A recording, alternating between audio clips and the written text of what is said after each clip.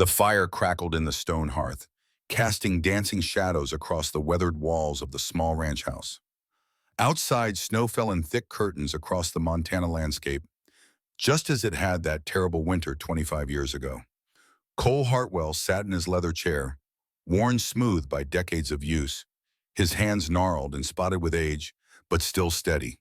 83 years had etched deep lines into his face, each one a story of hard living and harder choices. Across from him, 12-year-old Tommy perched on the edge of the ottoman, his young eyes fixed on the old Colt .45 that rested on the table between them. The boy's fingers hovered near the weapon, drawn to it the way all boys are drawn to the tools of men who came before. "Grandpa," Tommy said, his voice carrying that particular blend of curiosity and reverence that only the young can muster. "How many men did this gun kill?" Cole's pale blue eyes, still sharp despite his years, studied his grandson's face. The boy had his mother's earnest expression, but something of Cole's own stubbornness in the set of his jaw. Outside, the wind howled through the pines, a sound that always took Cole back to that winter, to the bridge, to the moment everything changed. "This gun was there the day 47 innocent people died at Valley Forge," Cole said, his voice like gravel scraped across stone. "It killed 6 of the men responsible. The last 6 shots I ever fired at another human being." Tommy's eyes widened. The weight of that number hung in the air between them, heavy as the snow accumulating on the roof beams. "You killed people?" The boy's voice cracked slightly. Cole shook his head, slowly, deliberately. "Not me, boy. Colonel Brennan did the killing. I just stood there and watched." He paused, letting the weight of that confession settle, and survived. The fire popped, sending a shower of sparks up the chimney. Cole reached for the gun, his fingers closing around the worn grip with the familiarity of 5 decades. He turned it over in his hands, and Tommy could see the faint engraving on the barrel, worn almost smooth by time and use. "But there was one person I thought was dead," Cole continued, his gaze distant now, looking past the walls of the cabin to something only he could see. "She came back to find me after 22 years, and she brought with her the truth that could have destroyed a nation." Tommy leaned forward, forgetting the cold, forgetting everything except the story his grandfather was about to tell. "Who was she?" Cole's throat tightened. Even now, after all these years, speaking her name aloud required effort. "My daughter, Emma, your grandmother." The boy knew his grandmother had died before he was born, but the family never spoke much about her early years. Now, watching his grandfather's face transform as memory took hold, Tommy understood why. "Tell me," Tommy whispered. Cole nodded once, a sharp, decisive movement. He set the gun back on the table and settled deeper into his chair. His eyes closed for a moment, and when they opened again, it was as if he had traveled back through time, back to that winter of 1885, when snow fell like judgment and blood stained the frozen ground. "It started," Cole said, "on the coldest day I can remember." Segment 2, The Blizzard and the Arrow. The snow fell with a violence that only Montana winters can produce. Each flake was a tiny dagger of ice, driven horizontal by winds that screamed through the mountain passes like tortured souls. The temperature had dropped to 15 below zero, cold enough to freeze spit before it hit the ground, cold enough to kill a man in minutes if he wasn't careful. The wooden bridge across Creek Run groaned under the weight of accumulating ice. Icicles hung from the railings like prison bars, some as thick as a man's arm. Below, the creek that gave the crossing its name churned with dark water, swollen by snowmelt from higher elevations. Steam rose from the water's surface where it met the frigid air, creating an eerie fog that clung to the bridge deck. In the center of that bridge, suspended upside down like a slaughtered hog, hung Daniel Wade. The rope that held him was manila hemp, 3/4 of an inch thick, rated for 2,000 pounds. It was tied with a hangman's knot, professional work, and secured to the bridge's center support beam. Daniel's wrists were bound behind his back with the same rough rope, cutting into his flesh with each small movement. The water rose steadily, 1 inch per minute, relentless as death itself. It had reached his shoulders 10 minutes ago. Now it lapped at his neck, each small wave sending icy fingers across his skin. His face was purple from the blood pooling in his head, veins standing out like dark rivers on a map. His breath came in desperate gasps, each one harder than the last. The cold was worse than the drowning. At 2 degrees Celsius, the water would kill him from hypothermia before he could drown, if he was lucky. His body was already shutting down, pulling blood away from his extremities to protect his core. His fingers had gone numb 15 minutes ago. His legs no longer responded to commands. Through the curtain of snow, a figure appeared on the eastern bank. Catherine Wade, 35 years old, dressed in a heavy wool dress that was now soaked through and frozen stiff. Her boots, good leather work meant for ranch life, slipped on the icy approach to the bridge. In her right hand, she clutched a railroad lantern, the kind that burned kerosene and gave off a steady yellow light. Her auburn hair, normally pinned up in a practical bun, had come loose and now whipped around her face like Medusa's snakes. Ice crystals clung to the strands. Her breath came in white clouds, rapid and shallow, the breathing of someone pushed beyond their limits. "Daniel!" The word tore from her throat, barely audible above the storm's fury. The hanging man's head twisted at the sound. His eyes, barely able to focus, found her in the swirling white. "Catherine," he managed, his voice a croak. "No, go back." She ignored him. She always ignored him when he tried to protect her. 20 years of marriage had taught her that some battles you fight together or not at all. Her feet found purchase on the bridge's icy planks, and she pushed forward, one hand on the railing for balance, the other holding the lantern high. 20 yards from the bridge, something whistled through the air. The arrow took her in the left shoulder blade, punching through the heavy wool like it was paper. The broadhead, a 3-bladed piece of forged Damascus steel sharpened to a razor's edge, entered at a 45-degree angle downward. It sliced through the trapezius muscle, missed the scapula by a hair's breadth, and emerged 3 inches below her collarbone. The impact drove Catherine to her knees. The lantern flew from her hand, its glass chimney shattering on the frozen ground. Kerosene spilled across the snow and ignited in a brief flash of orange flame before the wind snuffed it out. The pain came a heartbeat later, white-hot and overwhelming, a sensation like being branded with a red iron from the inside out. Her right hand reached back instinctively, fingers finding the wooden shaft protruding from her back. The fletching was done with crow feathers, black as sin, wrapped with sinew. The shaft was Osage orange wood, dense and springy, cut from a tree that grew in the river bottoms. She had seen arrows like this before, during the wars with the Cheyenne, before the tribes were driven north. "Don't pull it out." The words came from her own mouth, medical training overriding panic. She had been a nurse during the war, had seen too many men die from removed arrows. The barbed heads did more damage coming out than going in, tearing through muscle and vessel, opening wounds that bled out in minutes. On a ridge overlooking the grim tableau, 600 yards to the northwest, a lone horseman sat motionless. Curtis Morgan lowered the brass spyglass from his eye, his weathered face impassive save for the muscle working in his jaw. The scar that ran from his right temple to his jaw, a souvenir from Shiloh, stood out white against his wind-burned skin. He was 40 years old but looked 60. 2 decades of hard living as a hired gun had carved the youth from his features, leaving behind something cold and efficient. His hands, covered in deerskin gloves, held the Osage orange bow with casual familiarity. The bow was a war weapon, 70-pound pull weight, capable of driving an arrow through a man at 100 yards. 5 other riders sat their horses behind him, all dressed in heavy cowhide coats and wide-brimmed hats. They carried Winchester Model 1873 rifles in saddle scabbards, the brass receivers glinting dully in the stormlight. These were not cowboys or drifters. These were soldiers, or had been once and still moved with military precision. At their head sat Colonel Silas Brennan, 60 years old, ramrod straight in the saddle despite the howling wind. His hair had gone silver, swept back from a high forehead and tucked under a black Stetson. His mustache and goatee, meticulously groomed even in this wilderness, were white as fresh snow.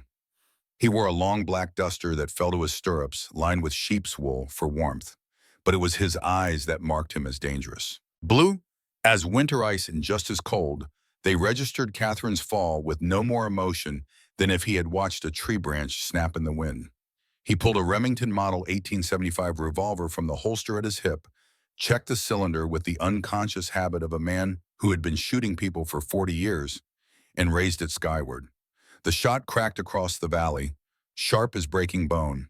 The sound echoed off the canyon walls, rolling back on itself until it seemed like a dozen guns had fired. Then darkness claimed the world. Segment 3. The Saloon and the Prophecy. 16 hours earlier, the world had been a different place. The Frozen Spur Saloon sat at the end of Whispering Pine's only street, a weathered building of rough-cut pine that had stood for 30 years. The walls were dark with age and smoke, the floorboards worn smooth by thousands of boots. A pot-bellied stove, fed with coal brought up from the railhead at Helena, glowed red in the center of the room. The heat it threw was fierce within 5 feet, non-existent beyond 10. The smell was layered like sediment in a riverbed. Rye whiskey and Bull Durham tobacco smoke formed the top notes. Below that, unwashed bodies, wet wool, and the acrid bite of coal smoke. Deeper still, old blood and older vomit ground into the floorboards until they were part of the wood itself. Cole Hartwell sat at a corner table, his back to the wall and his eyes on the door. Old habits from the war, habits that had kept him alive when better men died. At 58, his hair had gone salt and pepper, cut short in a military style that he had never quite abandoned. 3 days of stubble covered his arm, more white than black now. He was tall, 6 feet 1 inch, but had lost the bulk of his youth. 180 pounds on a frame that had once carried 200. His shoulders were still broad, but his back had developed the slight hunch of a man who had spent too many nights sleeping on hard ground. He wore a cowhide jacket, brown and worn soft at the elbows, over a wool shirt. Levi Strauss denims, the early kind with the copper rivets, covered legs that were slightly bowed from a lifetime in the saddle. His gun belt, good leather worked soft and oiled religiously, held a Colt single action army revolver. The Peacemaker, they called it, though Cole had never found much peace at the end of its 7.5-inch barrel. The gun was from 1873, one of the first production models, and Cole had carried it for 12 years. The walnut grips were worn smooth where his hand had gripped them thousands of times. The belt itself bore an inscription, tooled into the leather on the back, C8, 18th Infantry, 1863. The mark of a different life, a different man. Around his neck, wrapped twice and knotted loose, was a red wool scarf, hand-knitted, the stitches slightly uneven in the way that marked it as made with love rather than skill. It was the last thing Sarah had given him before Valley Forge, before everything went to hell. The wool had faded from crimson to rust, and the edges were starting to fray, but Cole had never been without it in 22 years. On the table in front of him sat a glass of whiskey, amber liquid that caught the lamplight. He drank it slowly, sipping rather than gulping, making it last. The bottle, Old Overholt Rye, sat next to his elbow. He had purchased it when he arrived 2 hours ago and had consumed perhaps 3 fingers. Not enough to cloud his judgment, just enough to take the edge off the cold that had seeped into his bones during the ride from Fort Benton. His right hand rested on the table, fingers drumming an unconscious rhythm. His left hand stayed in his lap, free and ready. Every 30 minutes, without seeming to think about it, he would reach down and touch the Colt, checking that it was still there, that the hammer rested on an empty chamber as it should. Her face was a map of wrinkles, each line a year of sun and wind and hard living. Her hair, white as fresh snow, hung in 2 long braids that reached past her waist. She wore a buckskin dress, worked soft and decorated with porcupine quills dyed in geometric patterns. Over this, she had wrapped a buffalo robe, the fur turned inward for warmth. In her hands, she carried a leather satchel, old and cracked, closed with a wooden toggle. The leather was buffalo hide, brain-tanned and smoked until it was soft as cloth. She moved through the saloon like smoke, and men shifted aside without seeming to realize they were doing it. She stopped at Cole's table. Up close, her eyes were black as obsidian, and they held a weight that made Cole's hand twitch toward his gun before he controlled the impulse. "You carry death with you," she said. Her voice was like wind through dried grass, soft but carrying. "Not your death, someone else's." Cole had seen enough of the frontier to know that some things could not be explained by logic. He had watched a Crow medicine man predict a blizzard 3 days before the first cloud appeared. He had seen a Blackfoot shaman heal a gut shot wound that should have killed a man in hours. So he did not dismiss her words, but neither did he accept them blindly. Death has been following me since 63, he said. Nothing new there. Ista studied him for a long moment, then lowered herself into the chair across from him. Her movements were careful but not frail. This was a woman who knew her body and its limitations, but had not yet reached them. Today you will meet a woman wounded by an arrow, she said, and the words carried the weight of absolute certainty. Your fate is bound to hers. Cole's hand, reaching for his whiskey glass, paused midway. I haven't seen an arrow wound since the Blackfoot troubles 5 years back. Ista reached into her satchel and withdrew a book. Not a book in the white man's sense, bound with thread and covered in leather, but a folded length of buffalo hide marked with pictographs. She opened it carefully, treating each fold like it was made of spider silk until she found the page she wanted. The drawing showed a man in a military coat. Beside him, rendered with surprising detail for such primitive materials, was a red scarf around the neck. Below the man's feet lay 47 small figures, stick people arranged in rows like crops in a field. Cole felt the blood drain from his face. Where did you get this? I was at Valley Forge that day, Ista said, her voice carrying no particular emotion.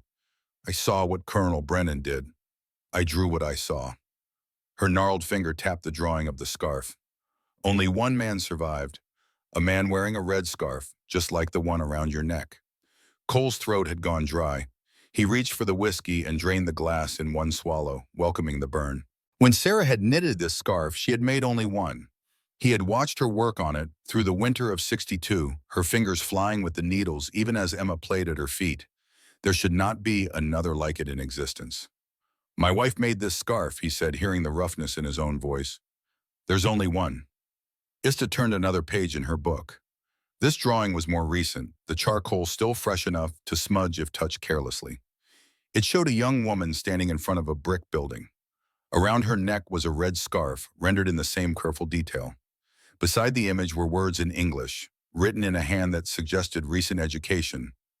Emma Kendricks, Montana Sentinel, Helena.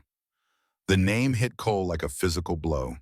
He had not spoken his daughter's name aloud in 22 years, had barely let himself think it in the quiet moments before sleep. Emma, little Emma with her mother's eyes and his stubborn chin. Emma, who had been 5 years old when Brennan's firing squad cut her down along with her mother and 45 others. That's not possible, Cole said, but his voice lacked conviction. My daughter died at Valley Forge. Ista reached into her satchel again and withdrew an arrow. It was a beautiful piece of work, the kind of craftsmanship that took years to master. The shaft was Osage orange, perfectly straight and sanded smooth. The fletching was crow feathers, wrapped with sinew that had been soaked in pitch to waterproof it. The head was a three-bladed broadhead, forged from Damascus steel in the old way, with patterns that looked like flowing water frozen in metal. Curtis Morgan will use an arrow like this to wound a woman today, Ista said. She laid the arrow on the table between them like a challenge. When you find her, do not pull the arrow out. Push it forward, all the way through. Cole stared at the arrow. Curtis Morgan. He had known a Curtis Morgan in the war, a skilled archer who could hit a playing card at 100 yards. But Morgan had deserted in 62, disappeared into the territories. If he was still alive, if he was working for Brennan, then nothing good would come of it. Why are you telling me this? Cole asked. Ista closed her book and tucked it back into the satchel. Because the past is not finished with you, Cole Hartwell. What was buried at Valley Forge is about to come into the light, and the Eagle's daughter has been searching for you for 11 years. She stood, gathering the buffalo robe around her thin shoulders. Cole's hand shot out faster than a man his age should move, catching her wrist. She looked down at his hand, then up at his face, and showed no fear, only a deep sadness. How do you know about the eagle? The words came out harder than he intended, but Ista did not flinch. In the Cheyenne way, Cole's name translated roughly to Eagle Who Sees Far, a name given for his skill with a rifle. Only people who had known him during the Indian campaigns would know that name. Only people who had been there. I know many things, Ista said softly. I know that Colonel Brennan walks in daylight, thinking all witnesses are dead. I know that your daughter wears your wife's scarf. I know that before this loss ends, you will have to choose between revenge and justice. She pulled her wrist free gently. Take the arrow. When blood falls like rain, remember, push forward, not back. She turned and walked away, and men parted before her like water before the prow of a ship. The door opened and closed, and she was gone, leaving only the faint smell of sage smoke and the arrow on the table. Cole sat alone, staring at the arrow. His hands, scarred and calloused from 5 decades of hard work, trembled slightly as he reached for it. The wood was smooth under his fingers, warm despite the cold. He had handled thousands of arrows in his life, had pulled them from the bodies of friends and enemies alike. But this one felt different, weighted with purpose and prophecy. Outside, thunder rumbled across the mountains. The storm was coming. Cole wrapped the arrow in a piece of cloth and tucked it into his saddlebag. He left $2 silver on the table, more than enough to cover the whiskey and the wear on the chair. Then he stood, settled his hat on his head, and walked out into the gathering storm. His horse, an Appaloosa gelding named Ranger, waited at the hitching post. 12 years old, 15 hands high, with the characteristic spotted rump of his breed. The horse's breath came in white clouds, and ice had already begun forming on his muzzle. Cole pulled a rag from his coat and wiped the ice away gently before checking the cinch and stirrups. The saddle was a working cowboy's rig, nothing fancy but built to last. The Winchester Model 1873 rifle sat in a scabbard on the right side, fully loaded with 15 rounds of 44-40 ammunition. A bedroll and saddlebags completed the gear. Cole swung into the saddle with the ease of long practice, settling his weight and gathering the reins. Ranger shifted beneath him, eager to move, to generate warmth through motion. "Easy, boy," Cole murmured, patting the horse's neck. "Long ride ahead of us." He turned Ranger east, toward the cabin that Ista had mentioned, toward whatever fate waited for him in the snow. The town of Whispering Pines disappeared behind him as the storm closed in, swallowing the weak lights and leaving only the howling wind and the endless white. Segment 4, the journey through the blizzard. The temperature had dropped another 3 degrees in the hour since Cole left the saloon. 18 below zero now, cold enough that his breath froze in his mustache, forming tiny icicles that clicked together when he moved his jaw. Cold enough that the snow no longer fell in flakes, but in hard pellets that stung exposed skin like thrown gravel. Ranger's hooves crunched through snow that was already 6 inches deep and getting deeper by the minute. The horse's winter shoes, fitted with caulks to prevent slipping, bit into the ice underneath, providing purchase on terrain that would have been treacherous with smooth iron. Cole had learned that lesson the hard way 20 years ago, watching a good horse break its leg on black ice. Now he paid the extra $1 to have the blacksmith fit proper winter shoes every November, and he had never regretted the expense. The trail Cole followed was more memory than visible path. He had ridden these mountains for 15 years, knew every creek crossing and canyon pass. But the snow was erasing landmarks, turning the familiar into something alien and threatening. He navigated by the shape of distant peaks when he could see them through the blowing white, by the feel of the terrain under Ranger's hooves when he could not. Every 45 minutes he stopped to let Ranger rest. The horse could go all day at a walk, but pushing through deep snow and sub-zero temperatures was different work, harder on the muscles and lungs. During these stops, Cole would dismount and use his gloved hand to wipe the ice from Ranger's nostrils, checking that the airways stayed clear. A horse with frozen nasal passages would panic, and a panicking horse in a blizzard was a death sentence for both animal and rider. 2 hours into the ride, Cole found the first sign that Ista's prophecy might be more than the ravings of an old woman. Tracks in the snow, partially filled but still visible. 6 horses, moving east at a steady pace. The tracks were maybe 4 hours old, made before the worst of the storm hit. 6 riders suggested a military formation, not cowboys or prospectors. Cole dismounted and knelt beside the tracks, brushing away the fresh snow to see the impressions more clearly. The shoes were regulation cavalry issue, the pattern unmistakable to anyone who had spent time in the Army. But there had been no cavalry stationed in this part of Montana for 3 years, not since the last of the Cheyenne surrendered and moved north to the reservation. A glint of brass caught his eye. He reached down and picked up a spent cartridge case, still bright despite lying in the snow. Winchester 44-40, the same caliber as the rifle in his saddle scabbard. Someone had fired a shot here, recently enough that the brass had not had time to tarnish. Cole stood, the cartridge case held between thumb and forefinger. He turned slowly, reading the story the snow told him. The 6 riders had stopped here. One had dismounted, moving toward the tree line to the north. That rider had fired one shot, then returned to his horse. The group had then continued east at a faster pace. No longer the steady march of before, but the urgent movement of men with a destination. Blood on the snow, just a few drops, already half buried. Someone or something had been wounded here. Wounded and moved on. Cole's jaw tightened. Whatever was happening, it had already turned violent. He remounted and urged Ranger forward, following the tracks. The horse seemed to sense his urgency and picked up the pace slightly, still careful but moving faster than before. The tracks led him exactly where he expected, exactly where he feared. Toward the Wade cabin, the home of Daniel Wade, the journalist who had been asking too many questions about Valley Forge, about weapons sales, about things that powerful men wanted to stay buried. The cabin came into view an hour before sunset, though sunset was a relative term in a blizzard. The sky simply grew darker, the white of the snow fading to gray. The cabin was a simple structure, 20 feet by 24 feet, built of pine logs chinked with mud and moss. A stone chimney rose from one end, smoke still rising from it despite the wind trying to blow it horizontal. But the windows were broken. Glass glittered in the snow around the foundation, and the front door hung crooked on its hinges, the top hinge torn completely free of the frame.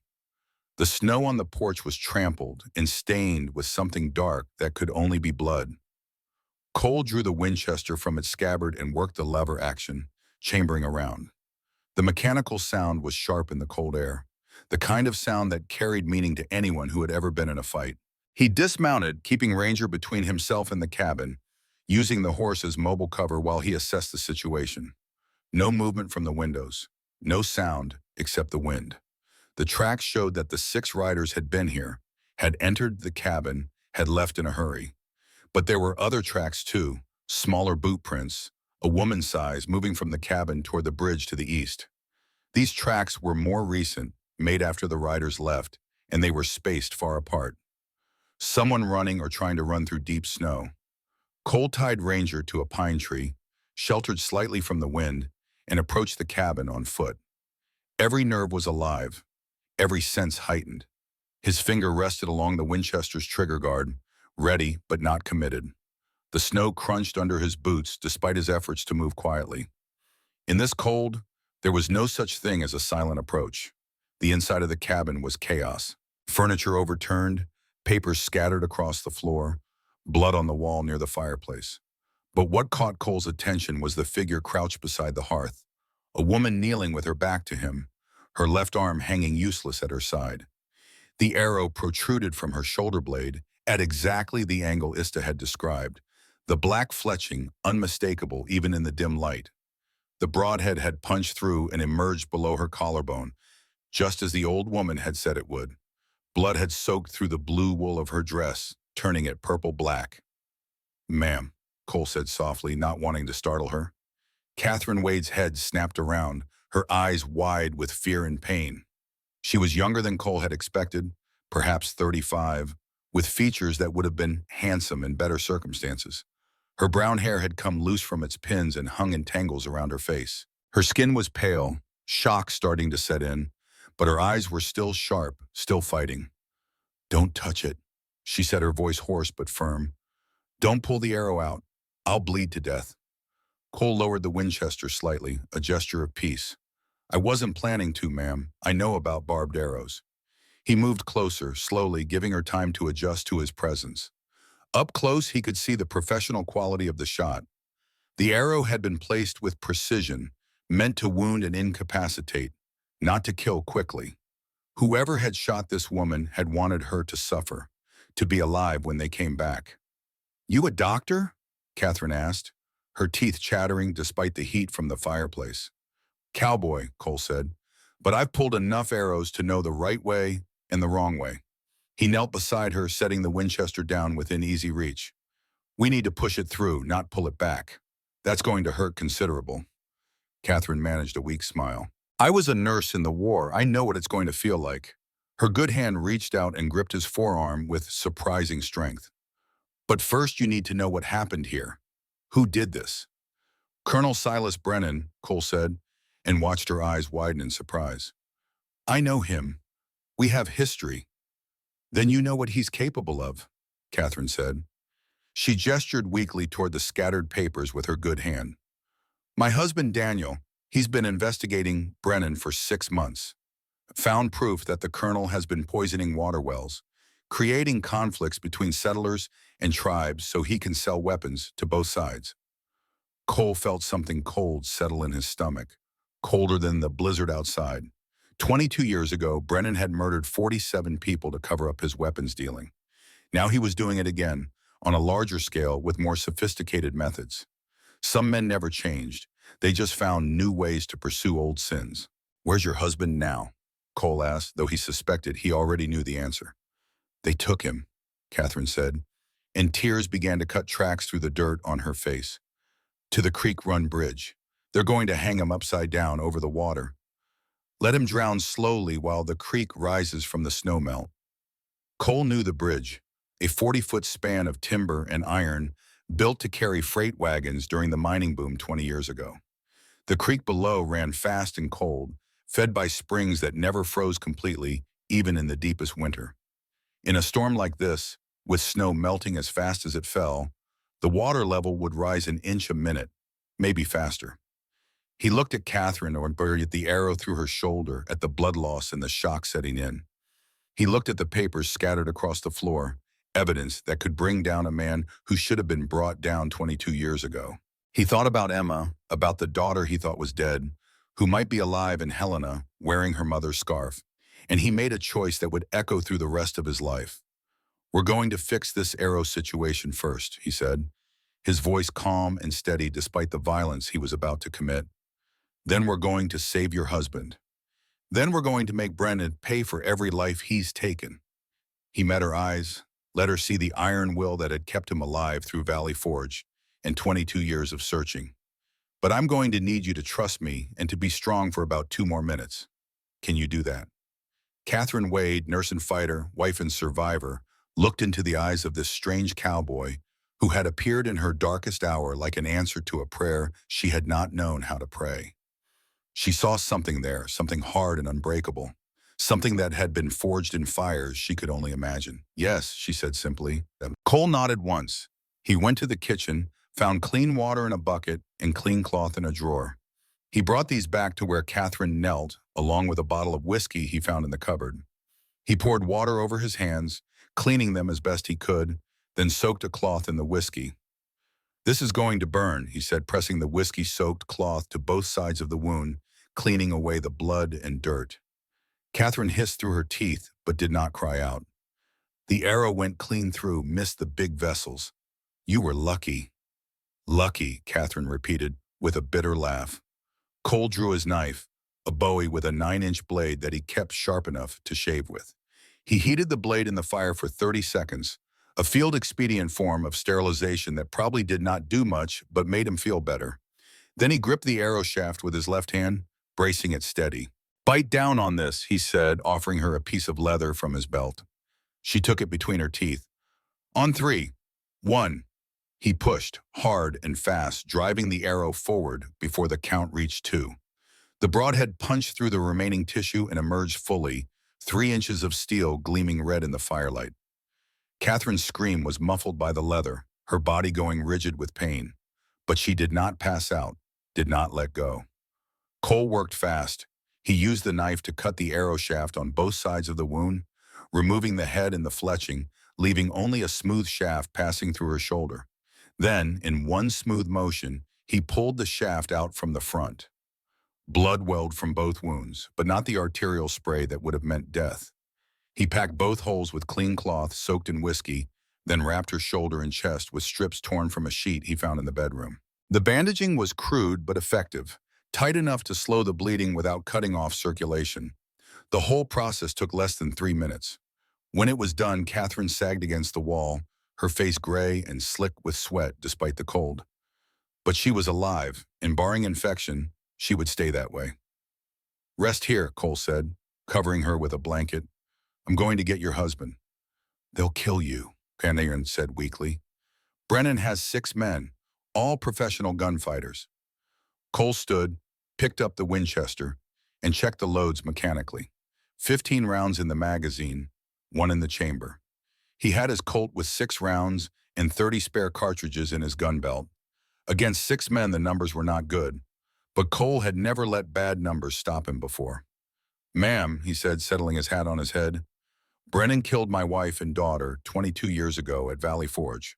Or I thought he killed my daughter. Now I'm learning maybe she survived." He looked down at Catherine, let her see the full weight of 22 years of grief and rage that he carried. "I've been waiting for this moment since 1863. 6 men, or 60, Brennan's reckoning has come due." He walked to the door, then paused and turned back. "The woman who sent me here, she said your husband has been working with my daughter, Emma McKendricks. Is that true?" Catherine nodded weakly. "She's a reporter for the Sentinel in Helena.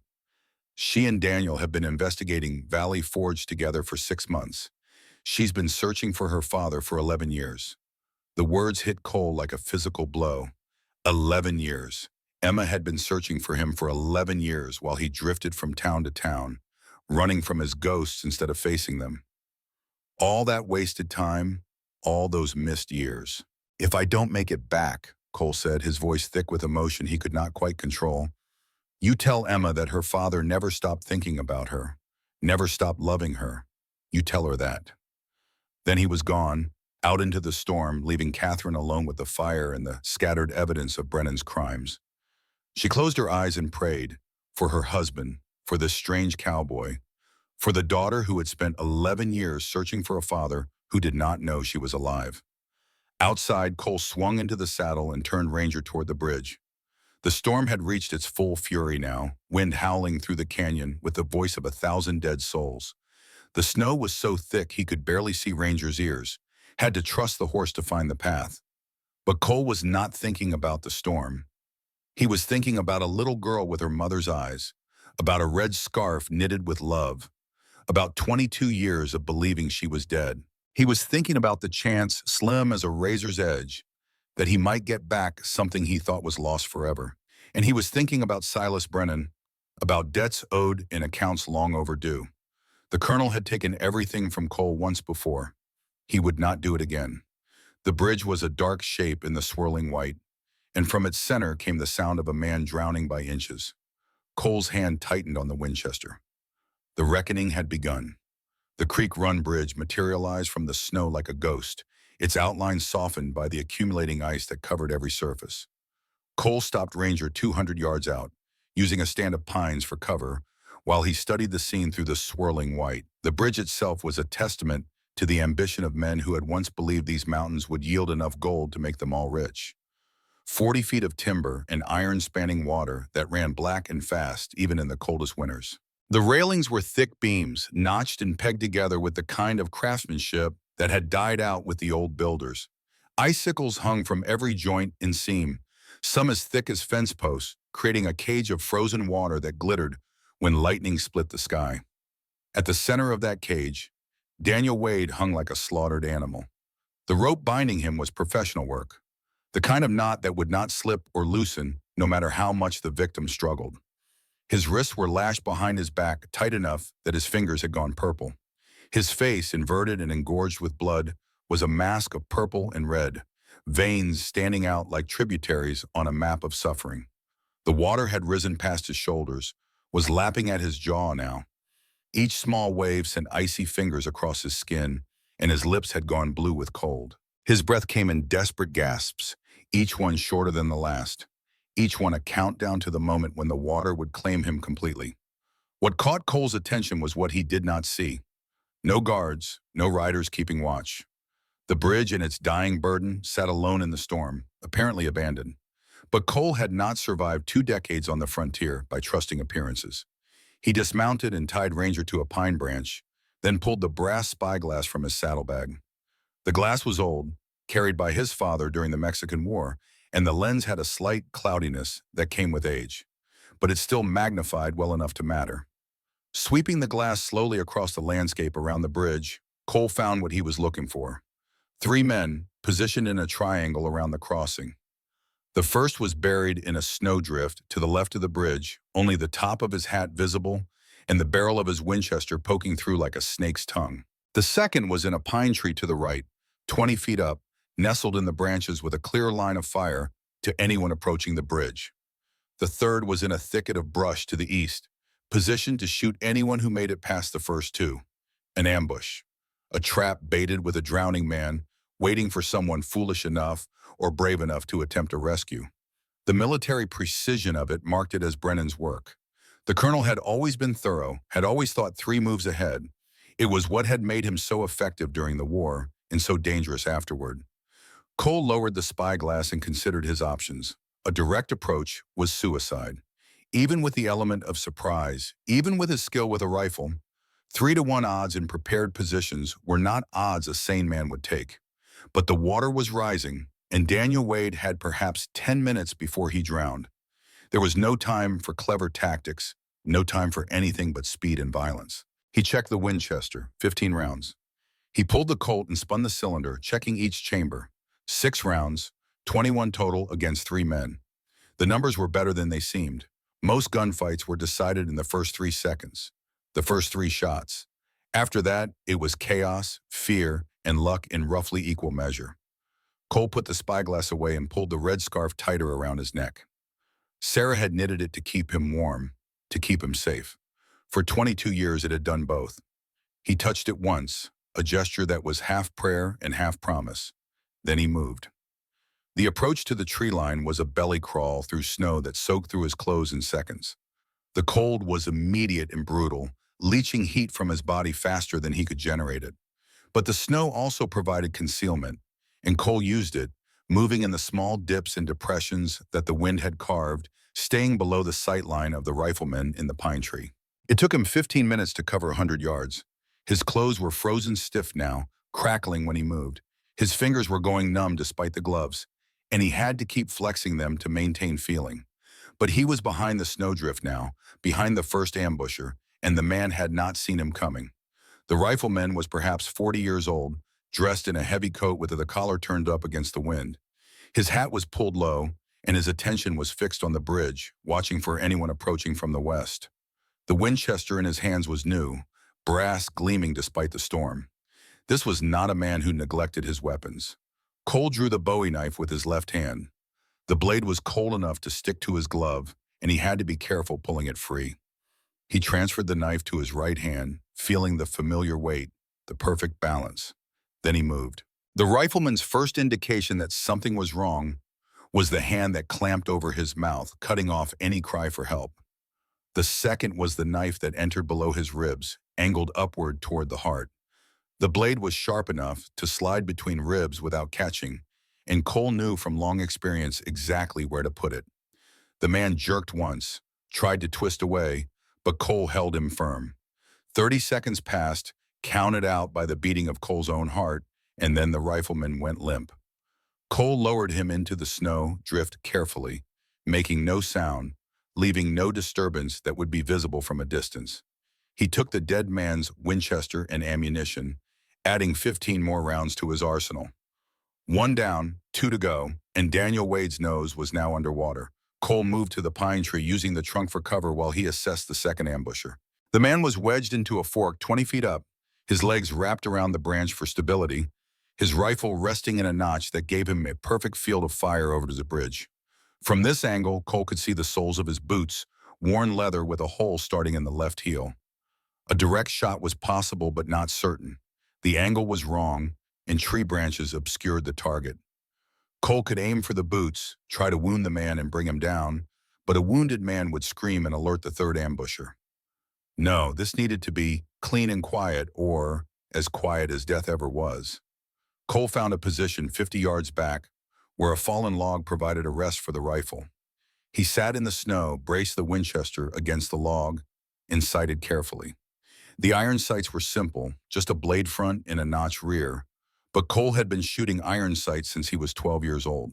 He knew how to account for wind, for distance, for the slight drop a bullet experienced over 80 yards. The rifleman's head was visible in profile, a small target made smaller by the hat and the scarf wrapped around his face. But there was a gap, perhaps 3 inches of exposed skin between hat brim and scarf, and that was all Cole needed.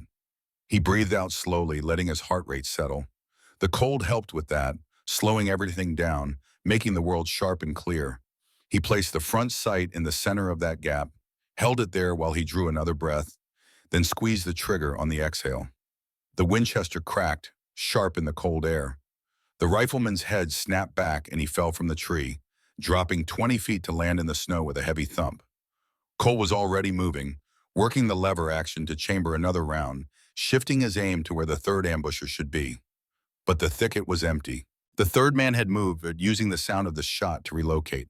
Smart. Brennan hired smart men, men who knew their trade. Gunfire erupted from a new position, 30 yards to the south. 5 shots in rapid succession, all aimed at where Cole had been when he fired. Bullets clipped branches and threw up gouts of snow. But Cole was already moving, rolling to his left and coming up behind a boulder. The return fire was instinctive. 3 rounds pumped from the Winchester without conscious thought, muscle memory from 1,000 range sessions and a dozen gunfights. Cole did not know if he hit anything, was not even sure he had seen a target, but the incoming fire stopped. Silence fell, broken only by the wind and the sound of Daniel Wade choking on creek water. The man's struggles were weakening now, his body giving up the fight against cold and drowning. Perhaps 2 minutes left, maybe less. Cole made a decision. He stood up from behind the boulder. Buitatamani bowler, Winchester at his shoulder, and ran toward the bridge. Not directly, but at an angle that would bring him around behind where he thought the third ambusher was hiding. His boots pounded through the snow, each step an explosion of white. He was making himself a target, drawing fire, gambling that he could move faster than the other man could aim. More shots, these better aimed. A bullet passed close enough to his left ear that he heard it crack the air. Another hit the ground between his feet, throwing up snow and frozen dirt. But then Cole was at the thicket, going through it rather than around it, branches tearing at his face and hands. The third ambusher was there, a young man with red hair and a beard to match. He was trying to work the lever on his Winchester, but the mechanism had frozen, the action stiff with ice. His eyes went wide when he saw Cole emerge from the brush, and he dropped the rifle and reached for the revolver at his hip. Cole shot him 3 times, chest, neck. The man went down hard, blood staining the snow and spreading pools of crimson that steamed in the cold air. 3 down, 0 time remaining. Cole ran to the bridge, his boots slipping on ice that was slick as glass. He went to his knees beside where Daniel hung, his knife already out. The rope was thick and the blade was not a saw, but Cole put his back into it, cutting with short, powerful strokes that made his shoulders burn. The rope parted with a sound like a bowstring snapping. Daniel fell, and Cole caught him, pulling him up out of the water that was now chest deep on the bridge deck. The journalist's lips were blue, his skin white as the snow around them. Ice had formed in his hair and beard. His eyes were open but unseeing.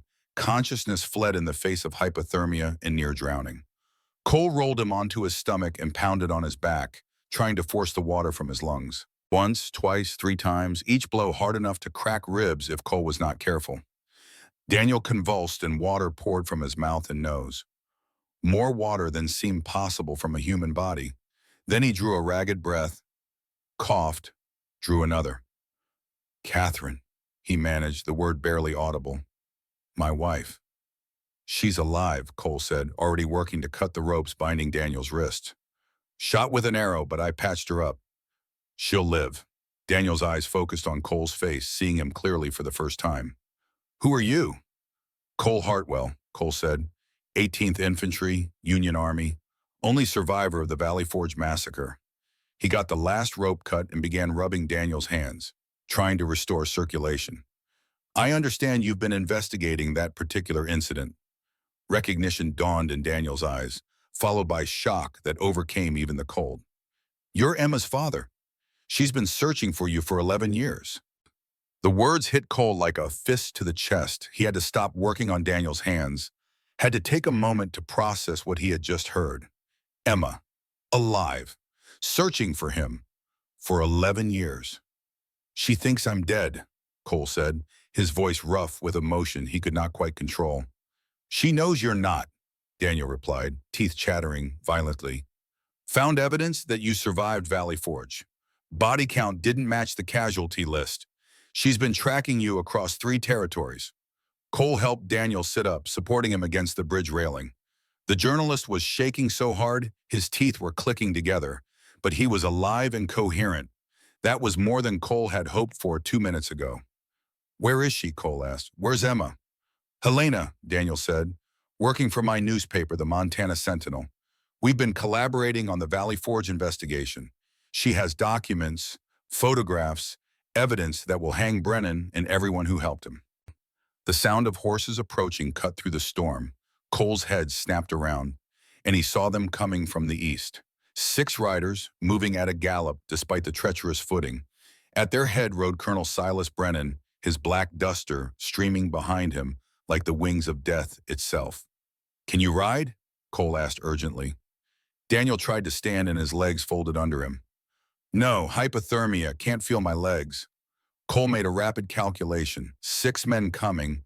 His Winchester held 12 rounds now after the firefight. His Colt had 6, 18 total against 6 opponents. The math was possible, but the situation was not. Not with Daniel unable to move, not with the bridge offering no cover, not with the storm limiting visibility to 50 yards. Retreat was the only option. Cole got his shoulder under Daniel's arm and half carried, half dragged him toward Ranger. The horse had stayed where Cole tied him, patient despite the gunfire and chaos. Good horse. Worth every dollar Cole had paid for him 5 years ago. Getting Daniel into the saddle was a struggle. The journalist kept losing consciousness, his body shutting down to conserve heat. But Cole managed it, tying Daniel's hands to the saddle horn to keep him from falling, wrapping him in the bedroll for whatever warmth it might provide. The riders were closer now, close enough that Cole could make out individual faces. Brennan in the lead, his face expressionless as carved stone. Behind him, Curtis Morgan with his distinctive scar, and 3 others Cole did not recognize. Only 5 riders. One was missing. Cole's eyes swept the landscape and found him, a lone horseman breaking off from the group, circling around to cut off retreat to the north. Tactical thinking. Brennan had not forgotten how to fight in the 22 years since the war ended. Cole swung into the saddle behind Daniel, gathered the reins, and turned to Ranger south. Not toward Catherine in the cabin, which is what Brennan would expect, but away from it, toward the maze of canyons and ridges that Cole knew better than any map. Terrain where numbers mattered less than knowledge, where 6 men could be defeated by one if that one knew where to lead them. Ranger lunged forward, powerful hindquarters driving through the snow. The horse had been bred for mountain work, had the heart and lungings for high altitude, and now he showed why Cole had chosen him. They hit full gallop in 3 strides, snow flying from hooves that pounded the frozen ground like hammers. Behind them, Brennan shouted orders, and the pursuit began. Segment 6, The Chase and the Confrontation. The canyon country south of Creek Run was a labyrinth of stone and ice, carved over millennia by water that had long since found other paths. Walls of granite rose 100 feet on either side, so close in places that a man could touch both sides by spreading his arms. The floor was treacherous with hidden ice and stones that could break a horse's leg if the rider was not careful. Cole knew these canyons, had used them 15 years ago during the last Blackfoot uprising, had led a war party on a 3-day chase through passages so narrow the warriors had to dismount and lead their horses.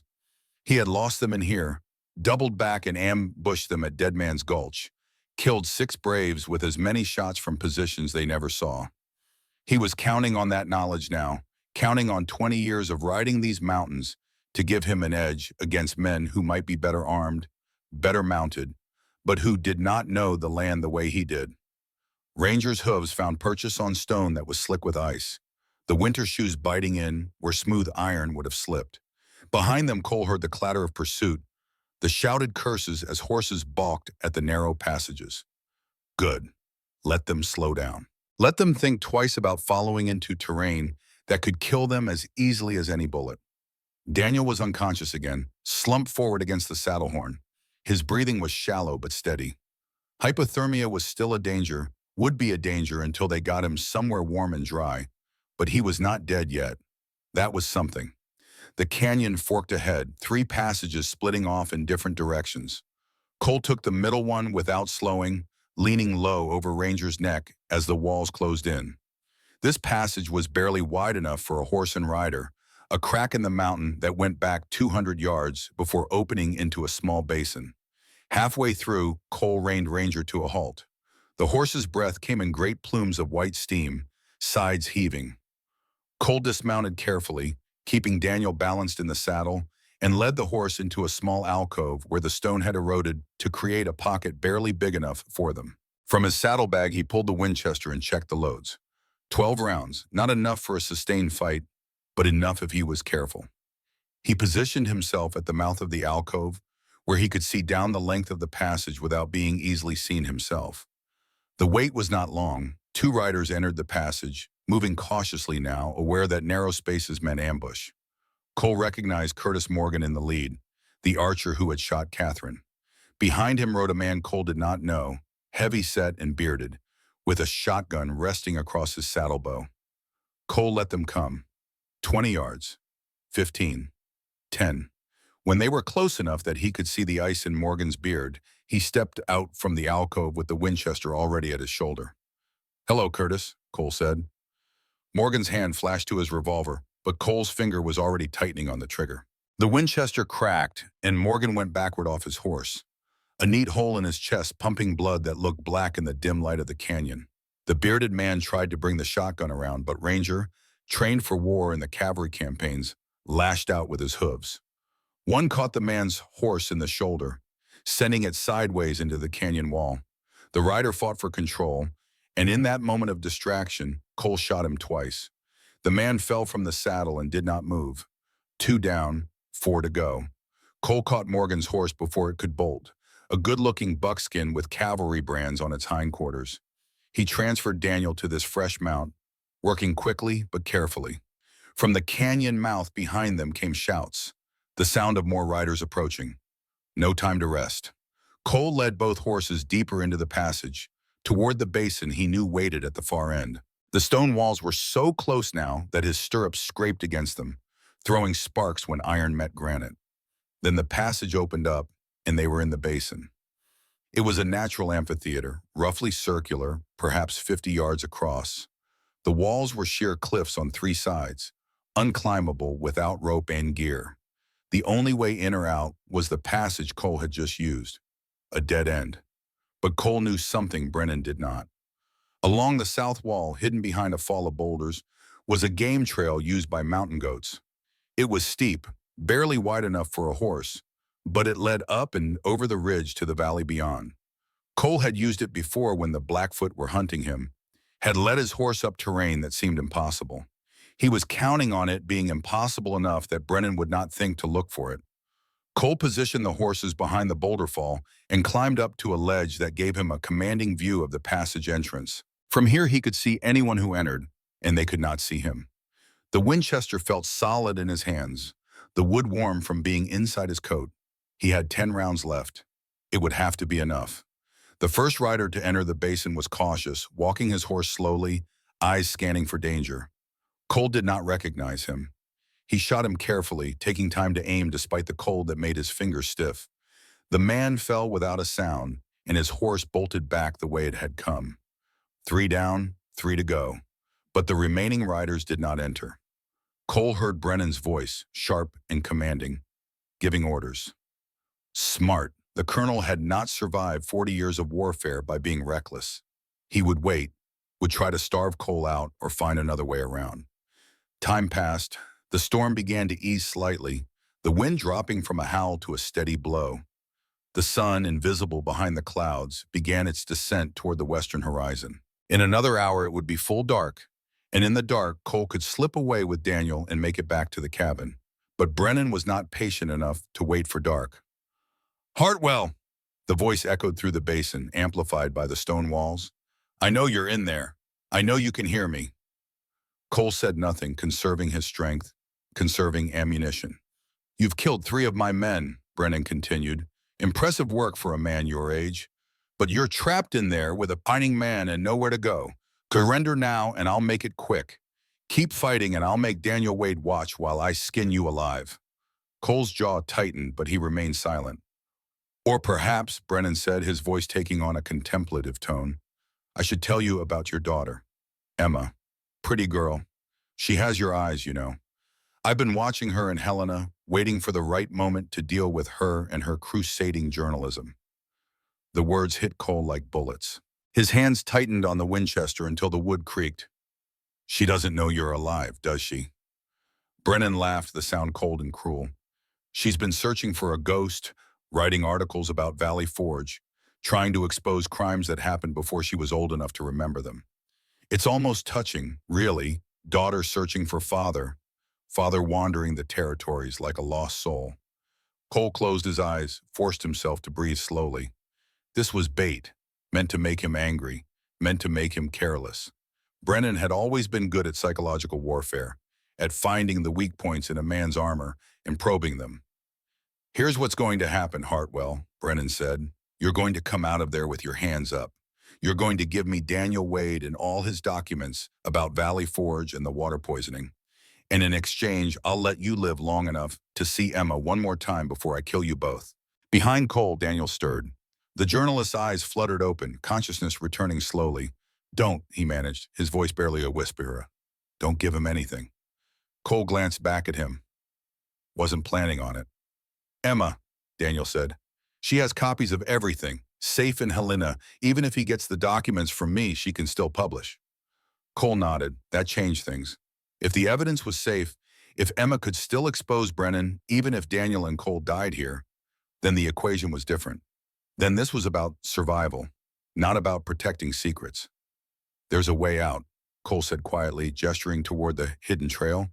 Behind those boulders. Can you ride if I tie you in the saddle? Daniel tried to move his legs and grimaced. Maybe, if we go slow. We're not going slow, Cole said. We're going to move fast and trust the horses to keep their feet. It's that, or stay here and die. A gunshot cracked from the passage entrance. The bullet ricocheted off the cliff face above Cole's head, throwing chips of stone. More shots followed, a sustained barrage meant to keep Cole pinned while someone tried to maneuver around to the sides. But there were no sides. The walls were sheer. The only way up was the goat trail, and Brennan did not know about it. Cole fired twice, aiming at muzzle flashes in the dim light of the passage. He heard a scream, high and sharp, then silence. 4 down, maybe. Or maybe just wounded. Hard to tell. He scrambled down from the ledge and untied Daniel from the buckskin saddle. The journalist was shivering uncontrollably now, shock and hypothermia combining to shut his body down, bit by bit. Getting him on Ranger and securely tied took precious minutes. Minutes during which more shots rang out, bullets whining off stone. Cole led both horses to the boulder fall and found the trail. It was worse than he remembered, steeper and narrower. The first 20 feet were the hardest, a nearly vertical scramble where the horses had to lunge upward, hooves scrabbling for purchase on ice-covered rock. Ranger went first, sure-footed despite his burden, and the buckskin followed. Behind them, Cole heard Brennan shout in frustration. The colonel had figured out what was happening, but too late to stop it. A bullet struck the cliff, face inches from Cole's head, and he felt the sting of stone fragments cutting his cheek. But then they were over the lip of the ridge and onto the easier ground beyond, and the basin fell away below them. The descent on the far side was faster, the trail wider and less steep. Cole pushed the horses hard, trusting them to find their footing in the failing light. By the time they reached the valley floor, full darkness had fallen and the storm had renewed its fury. Snow fell so thick that Cole could barely see Ranger's ears in front of him. But they were alive. Both of them. Against odds that should have killed them, they were alive. Cole turned the horses west, toward the cabin where Catherine waited, towards shelter and warmth and the chance to regroup. Behind them, somewhere in the darkness, Brennan and his remaining men would be searching. But in this storm, in this darkness, finding 2 men in the vastness of Montana wilderness would be next to impossible.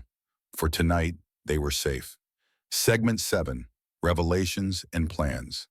The cabin appeared through the snow like a mirage, its windows glowing with firelight that seemed impossibly warm and welcoming after hours in the cold. Cole had pushed the horses hard for the last hour, driven by the knowledge that Daniel was fading fast and needed warmth more than he needed anything else. Catherine met them at the door, her face pale but determined. The bandages Cole had applied were still in place, and though blood had seeped through the cloth, the flow had stopped. She moved carefully, favoring her injured shoulder, but she moved. Together, they got Daniel inside and stripped off his frozen clothes. Catherine had heated water and blankets by the fire, and they worked in practiced silence to warm him, rubbing his extremities to restore circulation, wrapping him in layers of wool and fur. "He'll live," Catherine said finally, sitting back on her heels. Frostbite on his fingers and toes, but nothing too severe. Another hour in that water, and it would be a different story. Cole nodded, too exhausted to speak. He had been running on adrenaline and willpower for 6 hours, and now that the immediate danger had passed, the crash was setting in. He sat heavily in a chair by the fire and let the warmth seep into his bones. "You saved his life," Catherine said, looking at Cole with eyes that held both gratitude and question. "Why, you don't know us." "I know Brennan," Cole said. "That's enough." She studied him for a long moment. "Daniel said you're Emma's father, the girl who's been helping us investigate Valley Forge." The name still hit Cole like a punch. Emma, his daughter, alive after 22 years of believing her dead. He pulled the red scarf from around his neck and held it, the wool soft in his rough hands. "Sarah knitted this," he said quietly. "My wife, Emma's mother, winter of '62, right before I shipped out to Pennsylvania. Sarah said it would keep me safe." His voice caught. She was wrong. Didn't keep her safe. Didn't keep Emma safe. "Emma's alive because someone saved her," Catherine said gently. "Someone pulled her from that massacre and kept her hidden. Whoever that was, they did what Sarah would have wanted." Cole looked up sharply. "You know who saved her?" Catherine moved to a trunk in the corner and pulled out a leather satchel. Inside were papers, documents, photographs. She spread them on the table, and Cole saw his past laid out in black and white. Images of Valley Forge, the execution line, bodies in the snow, and one photograph that made his heart stop. A little girl, perhaps 5 years old, wrapped in a blanket. Beside her stood a man in a clerical collar, his hand on her shoulder. Behind them, barely visible, was Cole's cabin from before the war. "Jonathan Kendricks," Catherine said. "Army chaplain. He was at Valley Forge that day, heard the gunshots, arrived too late to stop the Morisqueur, but in time to find survivors." "Emma," Cole whispered, his finger touching the photograph gently, as if the paper itself was precious. "And you," Catherine added. "Kendricks found you shot and left for dead. He got you both out, took you to a safe house, treated your wounds. But you were unconscious for 3 days, and when you woke, Kendricks told you Emma had died." Cole's head snapped up. He lied? Why would he lie? Daniel, conscious now and wrapped in blankets by the fire, spoke for the first time. His voice was weak but steady. "Protection. Brennan was hunting survivors. Kendricks thought if you believed Emma was dead, you wouldn't search for her, wouldn't lead Brennan to her." The logic was sound, Cole could see that. But the cost. 22 years of grief. 22 years of his daughter growing up without him. 22 years of believing he had failed to protect his family. "Where is he now?" Cole asked, his voice hard. "Kendricks, I want to talk to him." "Dead," Daniel said. 2 weeks ago, heart attack, supposedly. But we think Brennan had him poisoned once he learned that Kendricks knew the truth about Valley Forge." Cole felt something cold settle in his chest. Another debt to lay at Brennan's feet. Another name on the list of people the colonel had destroyed. "Emma doesn't know any of this," Catherine said. "Kendricks raised her as his niece, never told her who her real father was until she was 16. By then you had disappeared into the territories. She's been searching for you ever since." 11 years, Cole said. The number felt impossibly large.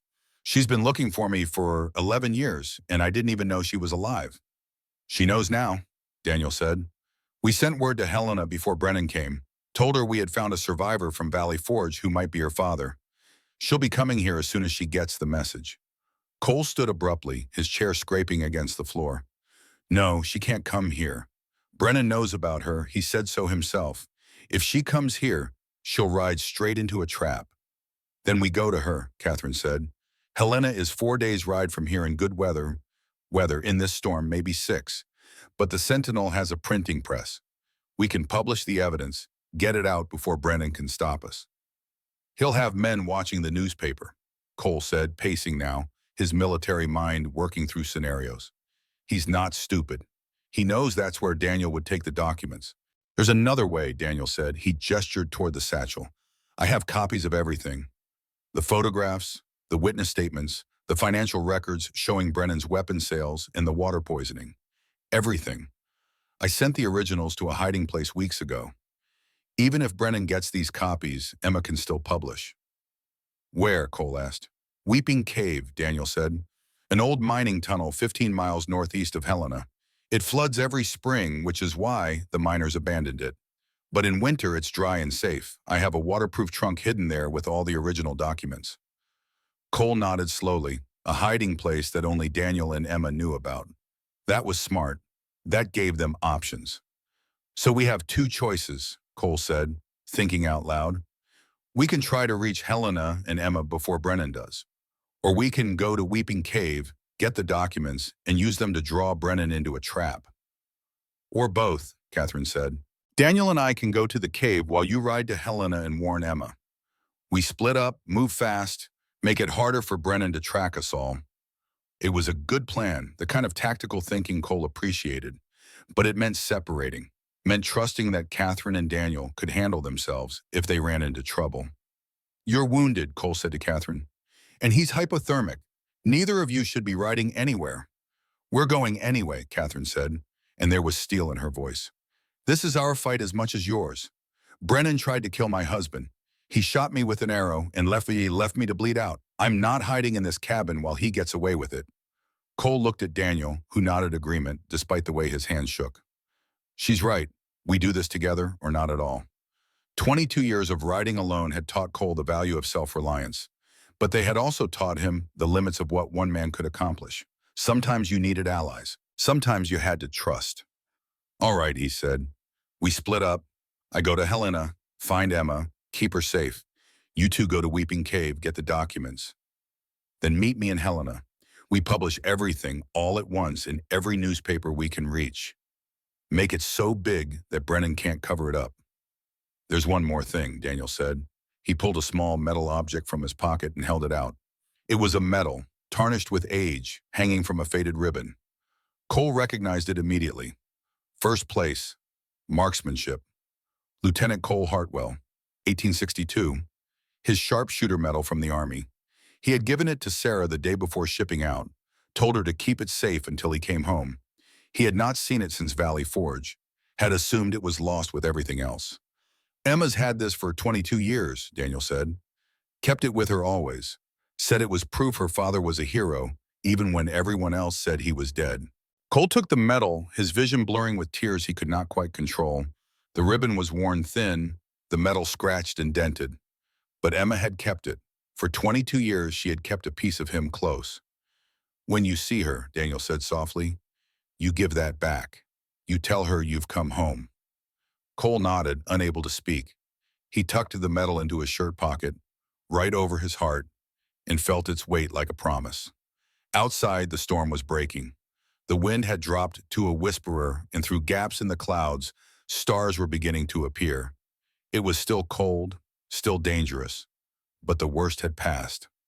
We leave at first light, Cole said. 3 hours to prepare. Then we ride. The next 3 hours passed in a blur of activity. Weapons cleaned and loaded, supplies packed, horses rested and fed. Catherine rebandaged her shoulder, and Daniel worked feeling back into his frost-nipped fingers. Cole checked and rechecked his gear with the compulsiveness of a man who had survived. By paying attention to details, when the eastern sky began to lighten, they were ready. 3 riders on 3 horses, each carrying weapons and hope in roughly equal measure. They stood together in the pre-dawn cold, breath steaming, and Cole felt something he had not felt in 22 years. He felt like he was part of something larger than himself, part of a cause, part of a family. For Valley Forge, Daniel said, raising his hand. For Emma, Catherine added. For justice, Cole finished. Then they mounted and rode their separate ways into the breaking dawn, each carrying a piece of the truth that would either save them or damn them. Behind them, the cabin stood empty and silent, a temporary refuge now abandoned. Ahead lay Helena and Weeping Cave, and Colonel Silas Brennan with his lies and his guns. But ahead also lay Emma, alive and searching, carrying her father's medal and her mother's scarf, and a determination that had sustained her through 11 years of not knowing. Cole touched the medal over his heart and urged Ranger into a gallop. The sun broke over the mountains, turning the snow to gold, and for the first time in 2 decades, Cole Hartwell rode toward hope instead of away from grief. The reckoning was coming, but this time he would not face it alone. The journey to Helena took Cole through country he knew well but had not ridden in 5 years. The mountains gave way to rolling foothills, then to the broad valley where the territorial capital sat like a jewel in a crown of snow-covered peaks. The storm had passed completely now, leaving behind a world scrubbed, clean, and brilliant. The kind of cold, clear morning that made every breath feel like swallowing knives. Ranger had settled into the ground-eating lope that characterized his breed, a pace that could be maintained for hours without breaking the horse down. Cole let him choose his speed, trusting the animal's judgment about footing and fatigue. They had been together long enough that each knew the other's capabilities, the unspoken partnership that develops between a good horse and a careful rider. The sun climbed toward noon, and with it the temperature rose above zero for the first time in 3 days. Ice began to drip from tree branches, creating a constant patter like rain. The snow remained deep, but had developed a crust that sometimes held Ranger's weight and sometimes broke through, making travel unpredictable and slow. Cole's mind worked as he rode, turning over possibilities and plans like a gambler examining cards. Brennan would have men in Helena, that was certain. The colonel had always been thorough about controlling his territory, and a territorial capital meant access to telegraphs, newspapers, legal authority. Brennan would have bought or intimidated enough people to make him functionally untouchable through normal channels, which meant the channels would have to be abnormal. The first sign that Helena was more than just another frontier town came in the form of a road. Not a trail or a track, but an actual graded road with ditches on either side for drainage. The territorial government had spent money here, investing in infrastructure that suggested permanence rather than the temporary boom and bust of mining camps. Other travelers began to appear. A freight wagon hauling lumber, the teamster hunched against the cold. A family in a covered wagon, heading west with everything they owned, tied down under canvas. Two cowboys riding together, their gear suggesting they were between jobs and looking for work in town. Cole pulled his hat lower and kept his eyes down. Just another drifter among many. Nothing to draw attention, nothing to suggest he was anything but what he appeared to be. The town itself appeared gradually, buildings spreading out from a central core along a creek that the locals called Last Chance Gulch. The name came from the gold rush 20 years earlier, when this had been the last chance for prospectors who had failed everywhere else. Some had struck it rich, most had not, but enough wealth had flowed through to build something more substantial than the usual collection of tents and shanties. Helena in winter was a city of contrasts. Grand buildings with false fronts and glass windows stood beside rough log structures that predated them by decades. The main street was wide enough for 2 freight wagons to pass, lined with businesses that catered to both the wealthy mine owners and the working men who made their fortunes possible. Hotels, saloons, general stores, a bank with bars on the windows and guards at the door. And there, on a corner where 2 main streets intersected, stood a 2-story brick building with a sign that read Montana Sentinel in bold letters across the facade. Cole reined Ranger to a stop 2 blocks away, using the shelter of a livery stable to study the newspaper office. He had learned long ago that patience was often the difference between success and failure, between living and dying. So he watched. The watching paid off within 10 minutes. 2 men sat at a cafe across from the Sentinel, ostensibly drinking coffee and reading newspapers. But their attention kept drifting to the newspaper office, and they sat positioned where they could see both the front door and the side alley. Watchers. Brennan's men, almost certainly. Cole shifted his attention to the rooftops and found another man there lying prone with a rifle. The position gave him clear fields of fire to all the approaches to the Sentinel. Professional work, military positioning, 3 men that Cole could see, probably more that he could not. Brennan had locked down the newspaper office tight, waiting for either Daniel or Emma to show up. The trap was set, baited, and ready to spring. which meant Cole needed another approach. He backed Ranger away from his observation point and circled around to the residential area behind the commercial district. The houses here were modest but well-maintained, homes of clerks and shopkeepers, people who worked for wages rather than profits. A church stood at the end of one street, white painted wood with a small bell tower. Next to the church was a boarding house, 3 stories of weathered pine with a sign advertising rooms by the week or month. Cole tied Ranger at the rail and went inside, where a widow woman in her 60s looked up from her knitting with the kind of sharp-eyed assessment that came from years of evaluating potential tenants.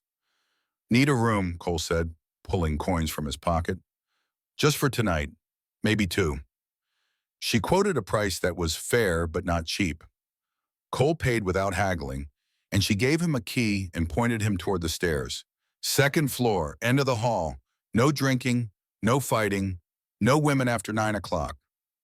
"Yes, ma'am," Cole said, recognizing the tone of a woman who had laid down those rules before and would enforce them with a broom handle if necessary. The room was small but clean, with a bed, a chair, a washstand, and a window that looked out toward the mountains. Cole dropped his saddlebags on the bed and went to the window, studying the view. From here, he could see the back of the Sentinel building, 2 blocks away. There was an alley behind it and a door that probably led to the print shop. A plan began to form. Cole left the boarding house and walked the streets of Helena like a man with no particular destination, just another drifter, killing time. But his eyes were working constantly, cataloging details. The layout of the streets, the positions of Brennan's watchers, the comings and goings at the Sentinel. He found what he was looking for in a store that sold used goods, the accumulated detritus of people who had struck it rich and moved on or gone bust and sold everything. The proprietor was an old man who looked like he had been old when Montana was still wild, his face a map of wrinkles and his hands spotted with age. "Help you?" the old man asked, not getting up from his chair by the stove. "Need different clothes," Cole said, "something that doesn't look like a cowboy." The old man's eyes sharpened slightly, the first sign of real interest. "Running from something or running to something?" "Does it matter?" A dry chuckle. "Not to me. I got a suit belonged to a lawyer who died of consumption last month. Never been worn much. Might fit you if you're not particular about the smell of camphor." The suit was black wool, well made but showing wear at the elbows and knees. It came with a white shirt that had yellowed slightly and a black vest. Cole paid for them and changed in the back room, emerging transformed from cowboy to businessman. The old man provided a derby hat to complete the disguise, and Cole barely recognized himself in the cracked mirror. "Shave that stubble and you'd pass for a banker," the old man observed. "What you planning that needs such a change?" "Nothing illegal," Cole said, which was not quite true but not quite a lie either. "Uh-huh." The old man did not look convinced. "Well, whatever you're doing, you be careful. Town's full of hard men last few days, the kind that get paid to hurt people." Cole nodded his thanks and left, carrying his cowboy clothes in a bundle. He returned to the boarding house, shaved carefully using the washstand and a bar of soap, then studied himself in the small mirror above the basin. The transformation was remarkable. Without the trail dust and stubble, without the weathered clothes and gun belt, he looked like exactly what the suit suggested. A businessman, a lawyer perhaps, or a land agent, someone who would not draw a second glance in a territorial capital. The sun was setting when Cole made his move. He had spent the afternoon watching the Sentinel from various positions, learning the routines of Brennan's watchers. They changed shift at 6 o'clock, the evening men replacing the day crew with a brief overlap where attention was divided. Cole walked toward the newspaper office during that overlap, moving with the purposeful stride of a man who belonged exactly where he was. The 2 men at the cafe glanced at him, assessed him, dismissed him. Just another businessman heading home after a day's work. He walked past the Sentinel's front door without slowing, continued around the corner to the alley, and only then did he pause. The back door was locked, but the lock was simple, the kind that could be opened with a piece of wire if you knew what you were doing. Cole knew what he was doing. 30 seconds later, he was inside, closing the door quietly behind him. The back room of the Sentinel was dominated by a printing press, a massive iron machine that smelled of ink and oil and metal. Type cases lined one wall, each small drawer filled with lead letters organized by size and font. Paper was stacked in neat reams, and the floor was littered with discarded sheets bearing errors or test runs. Cole moved through the print shop into the main office area, where desks held typewriters and filing cabinets held what he assumed were back issues and correspondence. Everything was neat, organized, the workspace of people who took their profession seriously. But the office was empty. No workers, no journalists. The silence was complete except for the ticking of a clock on the wall and the distant sounds of the street outside. Cole was turning to leave when he heard it, a footstep on the stairs that led to the second floor. Then another, someone descending slowly, carefully, trying not to make noise. His hand went to his hip before he remembered he was not wearing his gun belt, had left the Colt and Winchester in his room at the boarding house. All he had was the Bowie knife tucked into his boot. He drew it smoothly, the blade whispering against leather. A figure appeared at the bottom of the stairs, young, female, dressed in a practical skirt and white blouse. She carried a revolver in her right hand, a small derringer that was mostly useless beyond 10 feet but deadly up close. Her eyes were wide, frightened but determined. And she looked exactly like Sarah. The resemblance hit Cole like a physical blow. Same auburn hair, though Emma wore hers pulled back in a practical bun. Same green eyes, though these were harder than Sarah's had ever been, aged by experiences Cole could only imagine. Same delicate bone structure of the face, the same way of holding her head slightly tilted when assessing a situation. Emma, Cole said, his voice breaking on the name. The revolver wavered slightly. How do you know my name? Because you're my daughter, Cole said, and I've been looking for you for 22 years. Emma's hand tightened on the derringer. That's not possible. My father died at Valley Forge. That's what they told you, Cole said softly. That's what Jonathan Kendricks told you because he thought it would keep you safe. But I didn't die, Emma. I survived. And I've thought about you every single day since. He reached slowly into his shirt pocket, moving carefully so as not to spook her, and withdrew the metal. He held it up where she could see it in the fading light from the windows. Emma's breath caught. The derringer lowered slightly. That's mine. I gave that to Daniel to keep safe. He gave it to me 2 days ago, Cole said. Told me to return it to you. Told me to tell you I've come home. The silence stretched between them, heavy with 22 years of questions and grief and hope. Emma's eyes moved there from the metal to Cole's face, searching for something she recognized, some echo of memory from when she was 5 years old. Prove it, she said finally. Tell me something only my father would know. Cole thought back, reaching for memories that felt like they belonged to a different life. You had a scar, he said, back of your right knee. Got it when you were 3, climbing on the fence and fell. It was shaped like a crescent moon. Emma's free hand moved unconsciously toward her knee. How could you know that? Because I was there when it happened, Cole said. Because I carried you to your mother and held you while she cleaned the cut and bandaged it. Because you cried for 10 minutes and then laughed because I made funny faces to distract you. His voice roughened. Because you were my daughters then, and you're my daughter now, and nothing Brennan did could change that. The derringer fell from Emma's hand, clattering on the wooden floor. She stared at Cole, tears beginning to stream down her face, and he saw the moment when belief overcame doubt, when the impossible became real. Papa? The word was barely a whisper. Yes, baby girl, Cole said. It's me. Emma crossed the distance between them in 3 quick steps and threw her arms around him, and Cole held his daughter for the first time in 22 years. She was taller than he expected, strong and solid, no longer the little girl from his memories, but a woman grown. But she was still his Emma, still his daughter, and the years fell away like shed skin.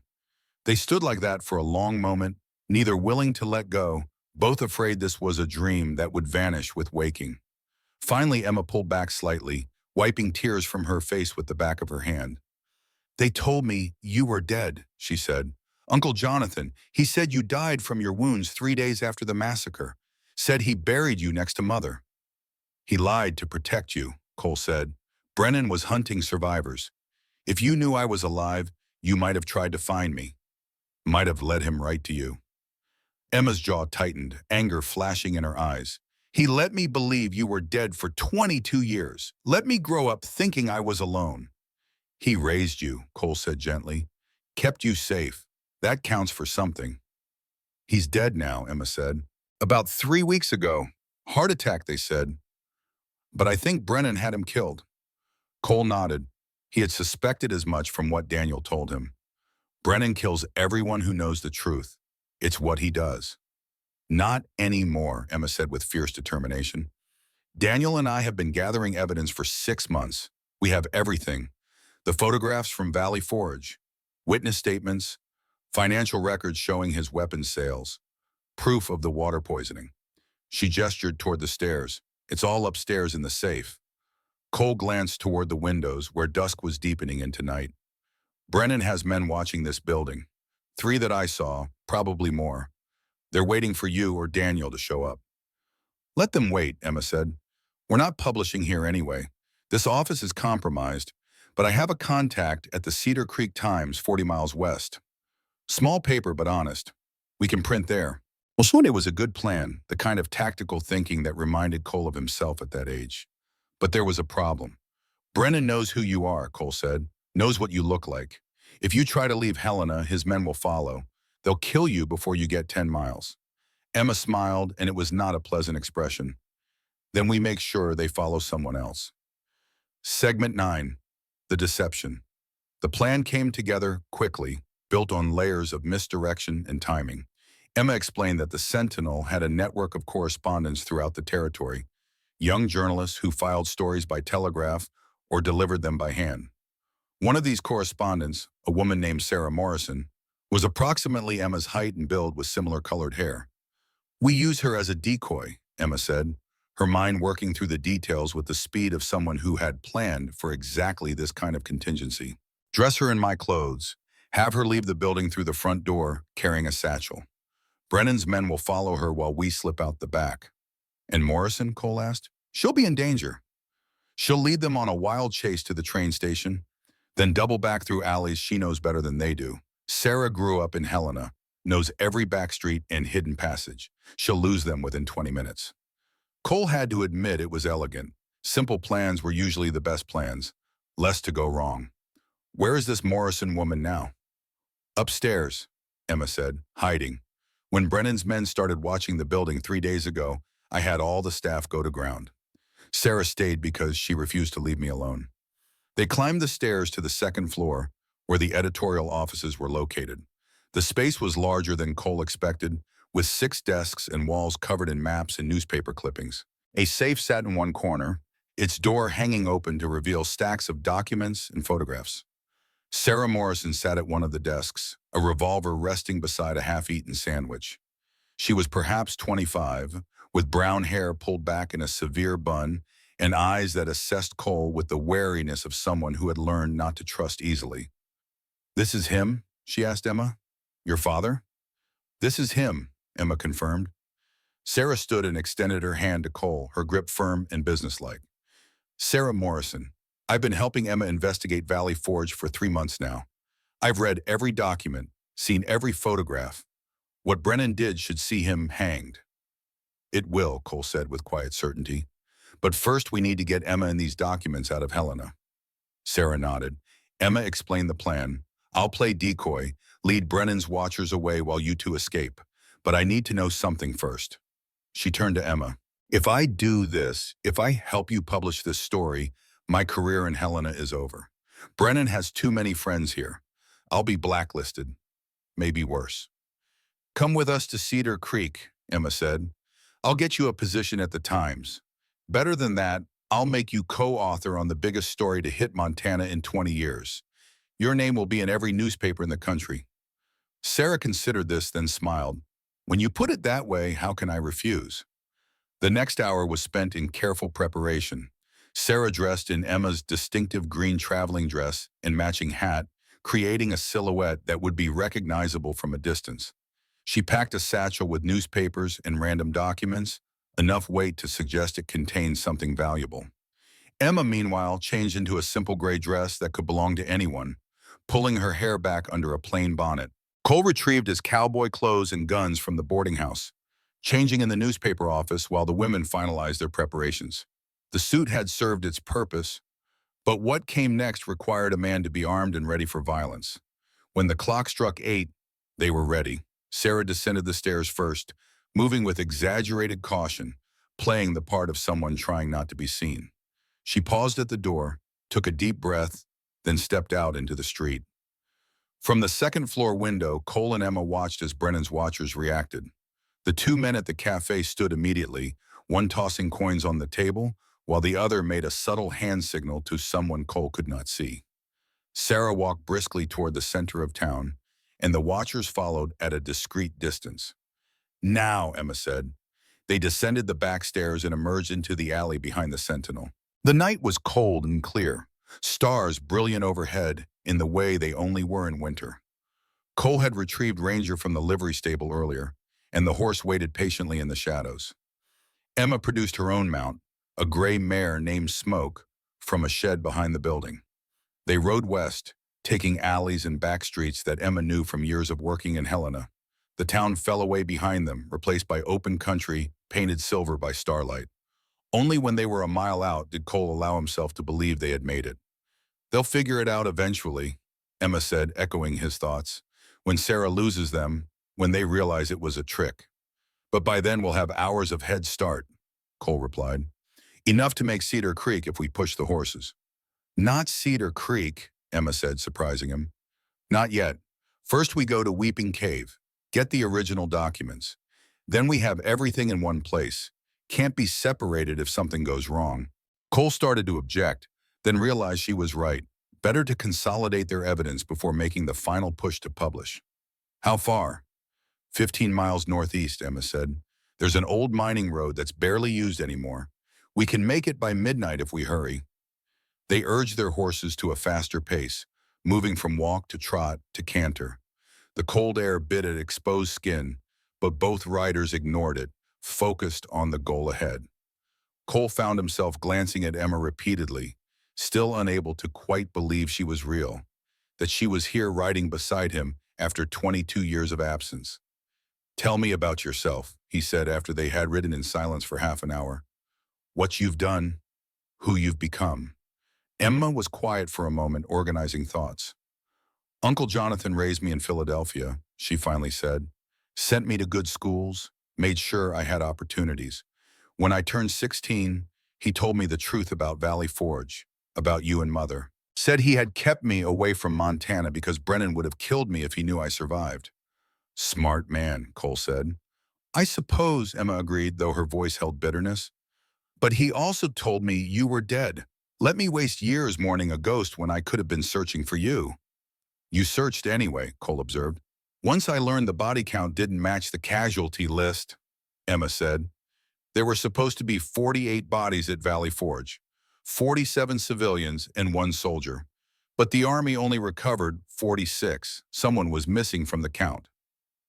Cole felt a chill that had nothing to do with the temperature. "You figured out I survived from math?" "From inconsistencies," Emma corrected. "The Army buried the bodies quickly, didn't keep good records. But the local undertaker did. He counted 46 bodies, not 47. And there was a report of a wounded soldier being seen in the area days after the massacre. I tracked down every lead, followed every thread." The determination in her voice, the methodical approach to investigation, reminded Cole painfully of Sarah. His wife had been like that, tenacious and thorough, unwilling to let mysteries remain unsolved. "When did you become a journalist?" Cole asked. 6 years ago, Emma said. "Started as a typist at the Philadelphia Inquirer, worked my way up to reporter. Specialized in corruption investigations, government fraud.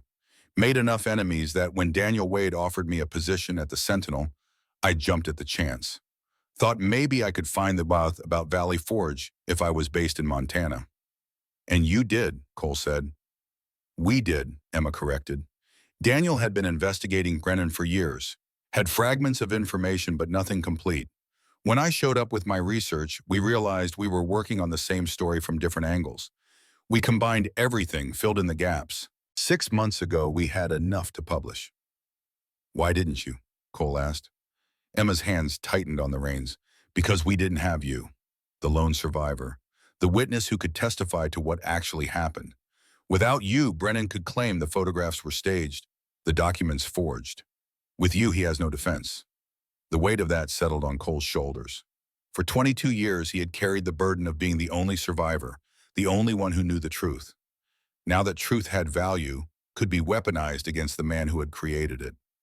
"There's something else," Emma said quietly. "Something I need to tell you before we go any further." Cole heard the hesitation in Erebus, the careful approach to difficult information. "What is it?" "Brennan isn't working alone," Emma said. "He never was. There's a man in Washington, a senator named William Hollister. He's Brennan's partner in the weapons sales and the water poisoning. Everything we've uncovered points to him as the real power behind the operation." The name meant nothing to Cole, but the implication was clear. "How high does this go?"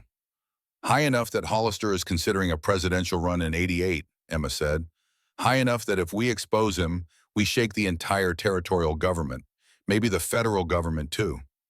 Cole absorbed this, his tactical mind working through the ramifications. They were not just fighting one man anymore.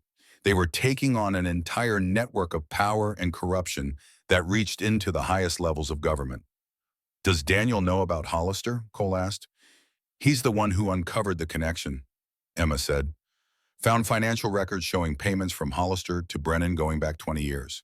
Found correspondence discussing the water poisoning, the weapons sales, even Valley Forge." "And where is Daniel now?" Cole asked, realizing he had not thought to ask earlier. Emma's expression clouded. "He and his wife Catherine were supposed to meet me in Helena 2 days ago. They never showed up. No word, no message. I've been terrified that Brennan got to them." Relief washed through Cole. "They're alive," he said. "I found them. Catherine was wounded, but I treated her. Daniel nearly drowned, but we got him out in time. They're headed to Weeping Cave right now to get the documents. Should arrive around the same time we do." Emma's breath came out in a rush. "Thank God. I thought I was alone in this." "You're not alone," Cole said firmly. "Not anymore. We do this together."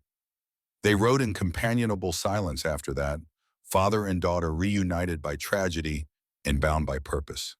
The miles fell away beneath their horses' hooves, and ahead in the darkness, Weeping Cave waited with its secrets and its evidence. Behind them in Helena, Sarah Morrison led Brennan's watchers on a merry chase through alleys and back streets before finally vanishing into a maze of tunnels that connected the oldest buildings in town.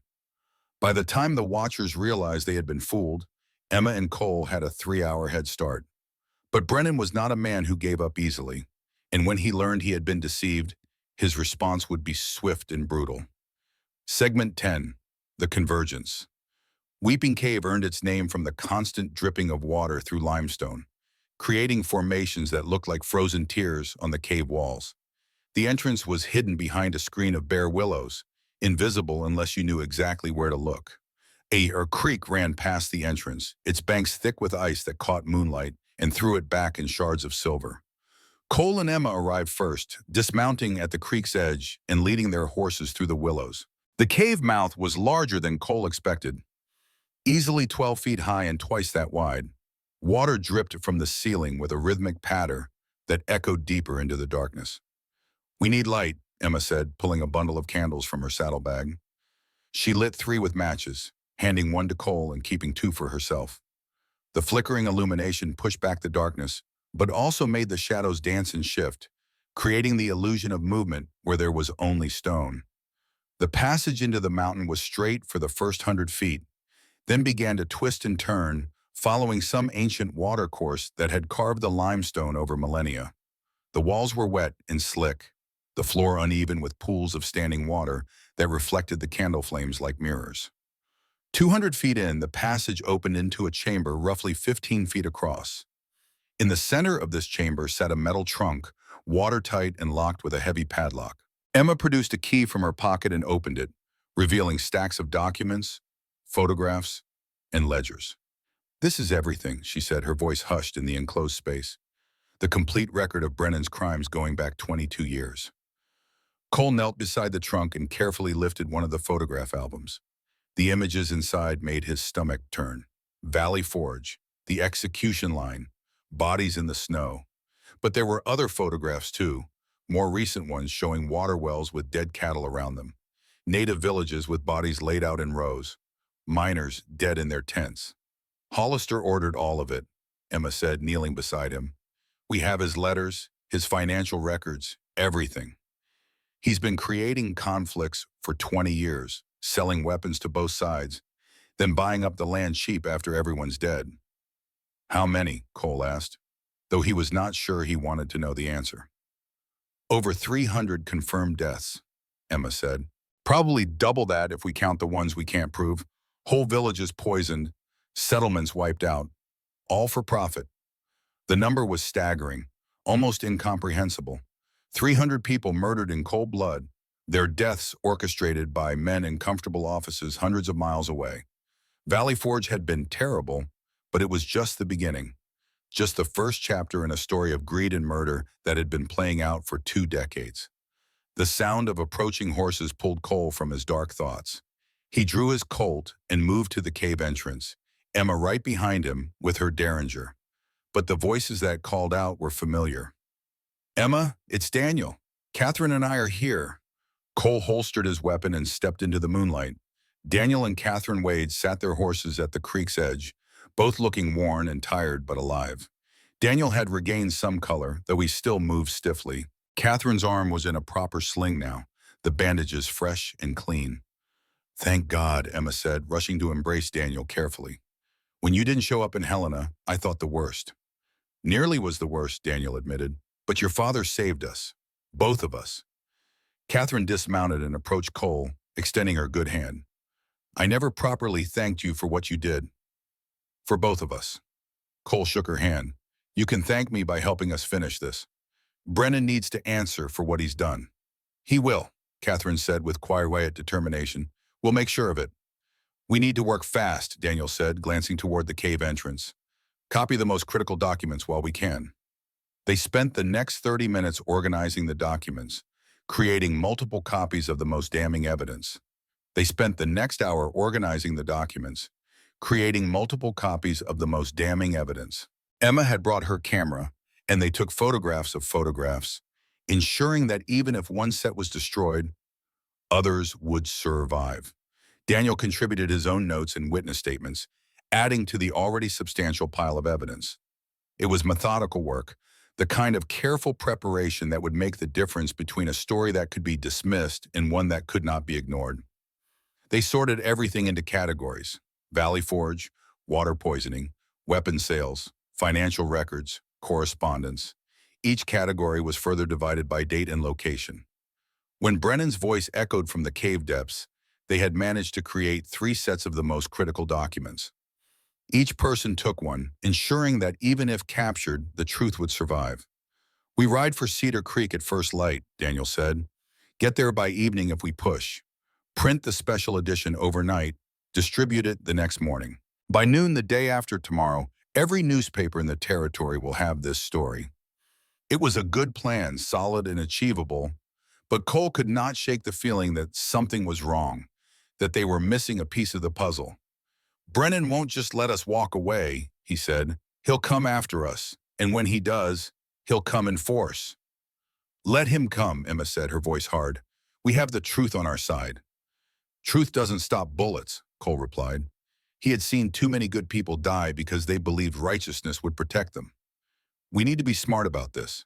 Careful. As if in answer to his concerns, a sound echoed through the cave. Not the drip of water or the rustle of wind, but something more ominous. The metallic click of a gun being cocked. I'm afraid it's too late for careful, said a voice from deeper in the cave. A voice Cole recognized even after 22 years. Drop your weapons or I start shooting. Colonel Silas Brennan stepped into the candlelight, his Remington revolver aimed steadily at Emma's chest. Behind him came 3 more men, armed, all positioned to cover the group in the chamber. They had come through another entrance, one that Cole and the others had not known existed. You always were thorough, Cole said, his hand hovering near his Colt but not touching it. Not yet. Thorough enough to know about the back entrance to this cave, Brennan agreed. Thorough enough to have men watching every approach to Helena, waiting for you to make your move. His cold blue eyes swept across the group. You've cost me considerable trouble, Hartwell. 3 good men dead because of you. I'm going to enjoy making you pay for that. You can't kill all of us, Daniel said. Too many witnesses. Too many people who know what you've done. Brennan smiled, and there was no warmth in it. I've been killing witnesses for 22 years, Mr. Wade. I'm quite accomplished at it. As for people knowing what I've done, well, dead men tell no tales, and that trunk full of evidence you've been so carefully organizing, I'll burn it before sunrise. Emma's hand moved toward the derringer tucked in her belt, but one of Brennan's men shifted his rifle in her direction. I wouldn't, he said. The standoff held for a long moment, everyone frozen in position. Cole's mind raced through options and found none that did not end in bloodshed. 6 armed people in close quarters, all with their fingers near triggers. If shooting started, half of them would be dead before the echoes faded. But then Catherine Wade did something unexpected. She laughed. You fool, she said to Brennan, her voice filled with contempt. You absolute fool. You think we brought all the evidence here? You think we're that stupid? Brennan's expression flickered with uncertainty. You're bluffing. Am I? Catherine pulled a folded paper from her pocket with her good hand. This looks like a telegraph receipt, dated 3 days ago, sent to the New York Times, the Chicago Tribune, the Washington Post, and 12 other newspapers. Every one of them received a summary of your crimes, along with instructions on where to find corroborating evidence if something happens to us. It was a bluff, Cole realized. A magnificent bluff delivered with perfect confidence. But would Brennan believe it? The colonel's face went pale, then red. You're lying. Wade wouldn't send evidence to other papers before securing his own exclusive. Daniel wouldn't, Catherine agreed. But I would, and I did. 3 days ago, while you were busy watching the Sentinel and hunting my husband. I sent everything. If you kill us, all you do is confirm the story. Every newspaper in America will be investigating you within a week. The silence stretched. Cole watched Brennan's face, saw the calculation happening behind those cold blue eyes, saw the moment when certainty gave way to doubt. Burn the trunk anyway, Brennan finally said to one of his men. Destroy the evidence. We'll deal with the newspapers later. But as the man moved toward the trunk, the cave entrance erupted with gunfire. Shots rang out from multiple positions, bullets ricocheting off stone and throwing up chips of rock. Brennan's men dove for cover, returning fire blindly into the darkness. Cole used the confusion to draw his Colt and fire 3 shots at the nearest gunman, dropping him. Emma pulled her derringer and shot another. Daniel grabbed Catherine and pulled her behind a rock formation, shielding her with his body. And through the chaos came a figure Cole had not expected to see. Ista, the old Cheyenne woman, accompanied by 6 young warriors armed with Winchester rifles. They poured fire into the cave with disciplined precision, forcing Brennan and his remaining men back deeper into the passages. Go, Ista shouted. Take the evidence and go. We hold them here. Cole did not question the miracle. He grabbed the trunk while Emma and Daniel helped Catherine to her feet. They ran for the cave entrance as bullets whined around them, the warriors providing covering fire that kept Brennan's men pinned down. Outside, they found horses waiting, held by more of Ista's people.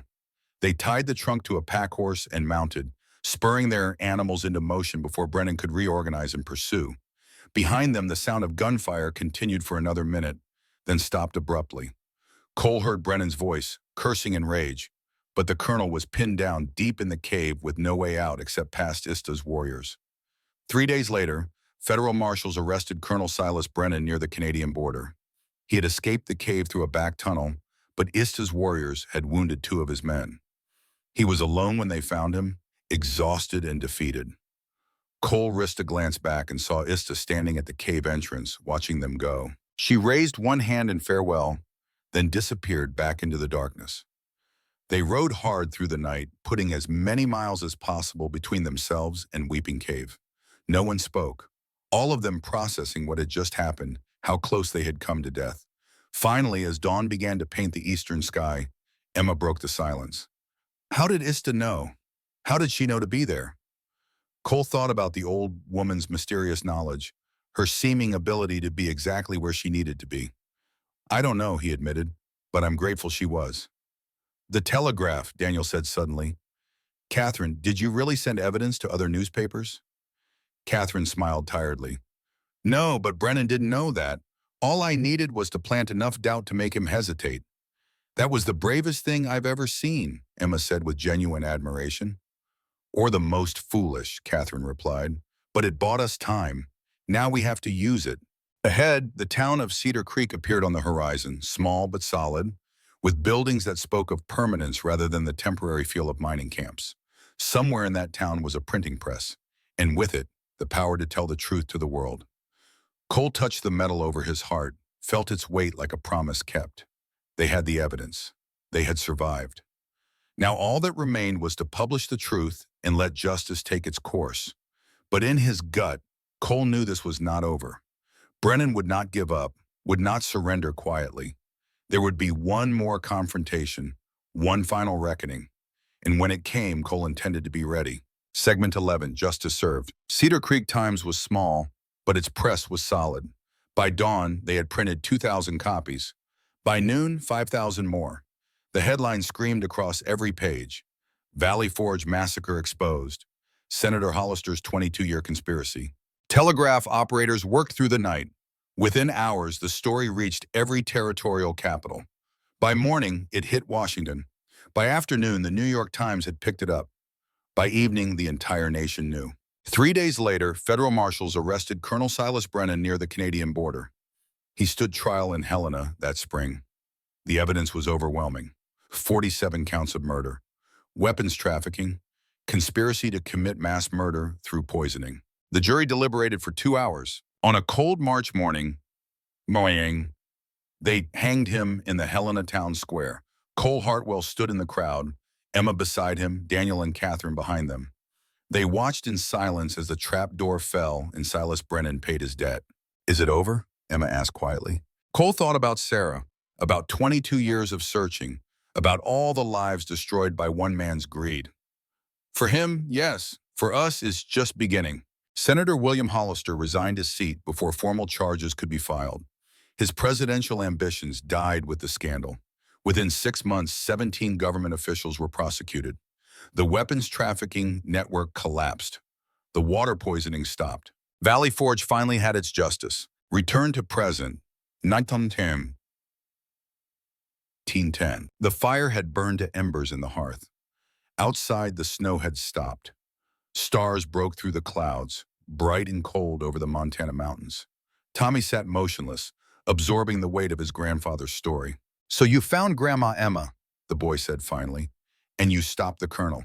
We stopped, assisted him, Cole corrected. All of us together. Your grandmother, Daniel, and Catherine. Even old Ista. One person couldn't have done it alone. Tommy looked at the Colt on the table with new eyes. And the gun, you said it killed people. 6 of Brennan's men, Cole said. The last shots I ever fired at another human being. That was 25 years ago. Some tools are meant to be retired. Footsteps in the hall. Emma appeared in the doorway, older now, but still strong at 52. Her hair had threads of gray, but her eyes were the same eyes that had stared down Brennan in that cave. Telling him the old stories, she asked. He asked about the gun, Cole said. Emma crossed the room and placed her hand on her father's shoulder, the shoulder that had once carried an arrow wound, that had carried the weight of 22 years of grief. Then he deserves the truth. All of it. What happened to Daniel and Catherine? Tommy asked. And Ista? Daniel still runs the Sentinel, Emma said. Catherine works with him. They're in their 60s now, but they haven't slowed down, still printing truth, still holding the powerful accountable. And Ista? Cole smiled. Last I heard, she was teaching the old ways to a new generation. 97 years old and still sharp as that arrow she gave me. Emma knelt beside Tommy. The lesson isn't about the shooting, Tommy. It's about the choices we make when everything seems lost. Cole nodded. We could have chosen revenge, could have just killed Brennan and been done with it, but that wouldn't have stopped the corruption, wouldn't have saved the others he would have killed.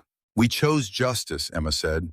We chose to expose the truth, even when it was dangerous. We chose family over everything else.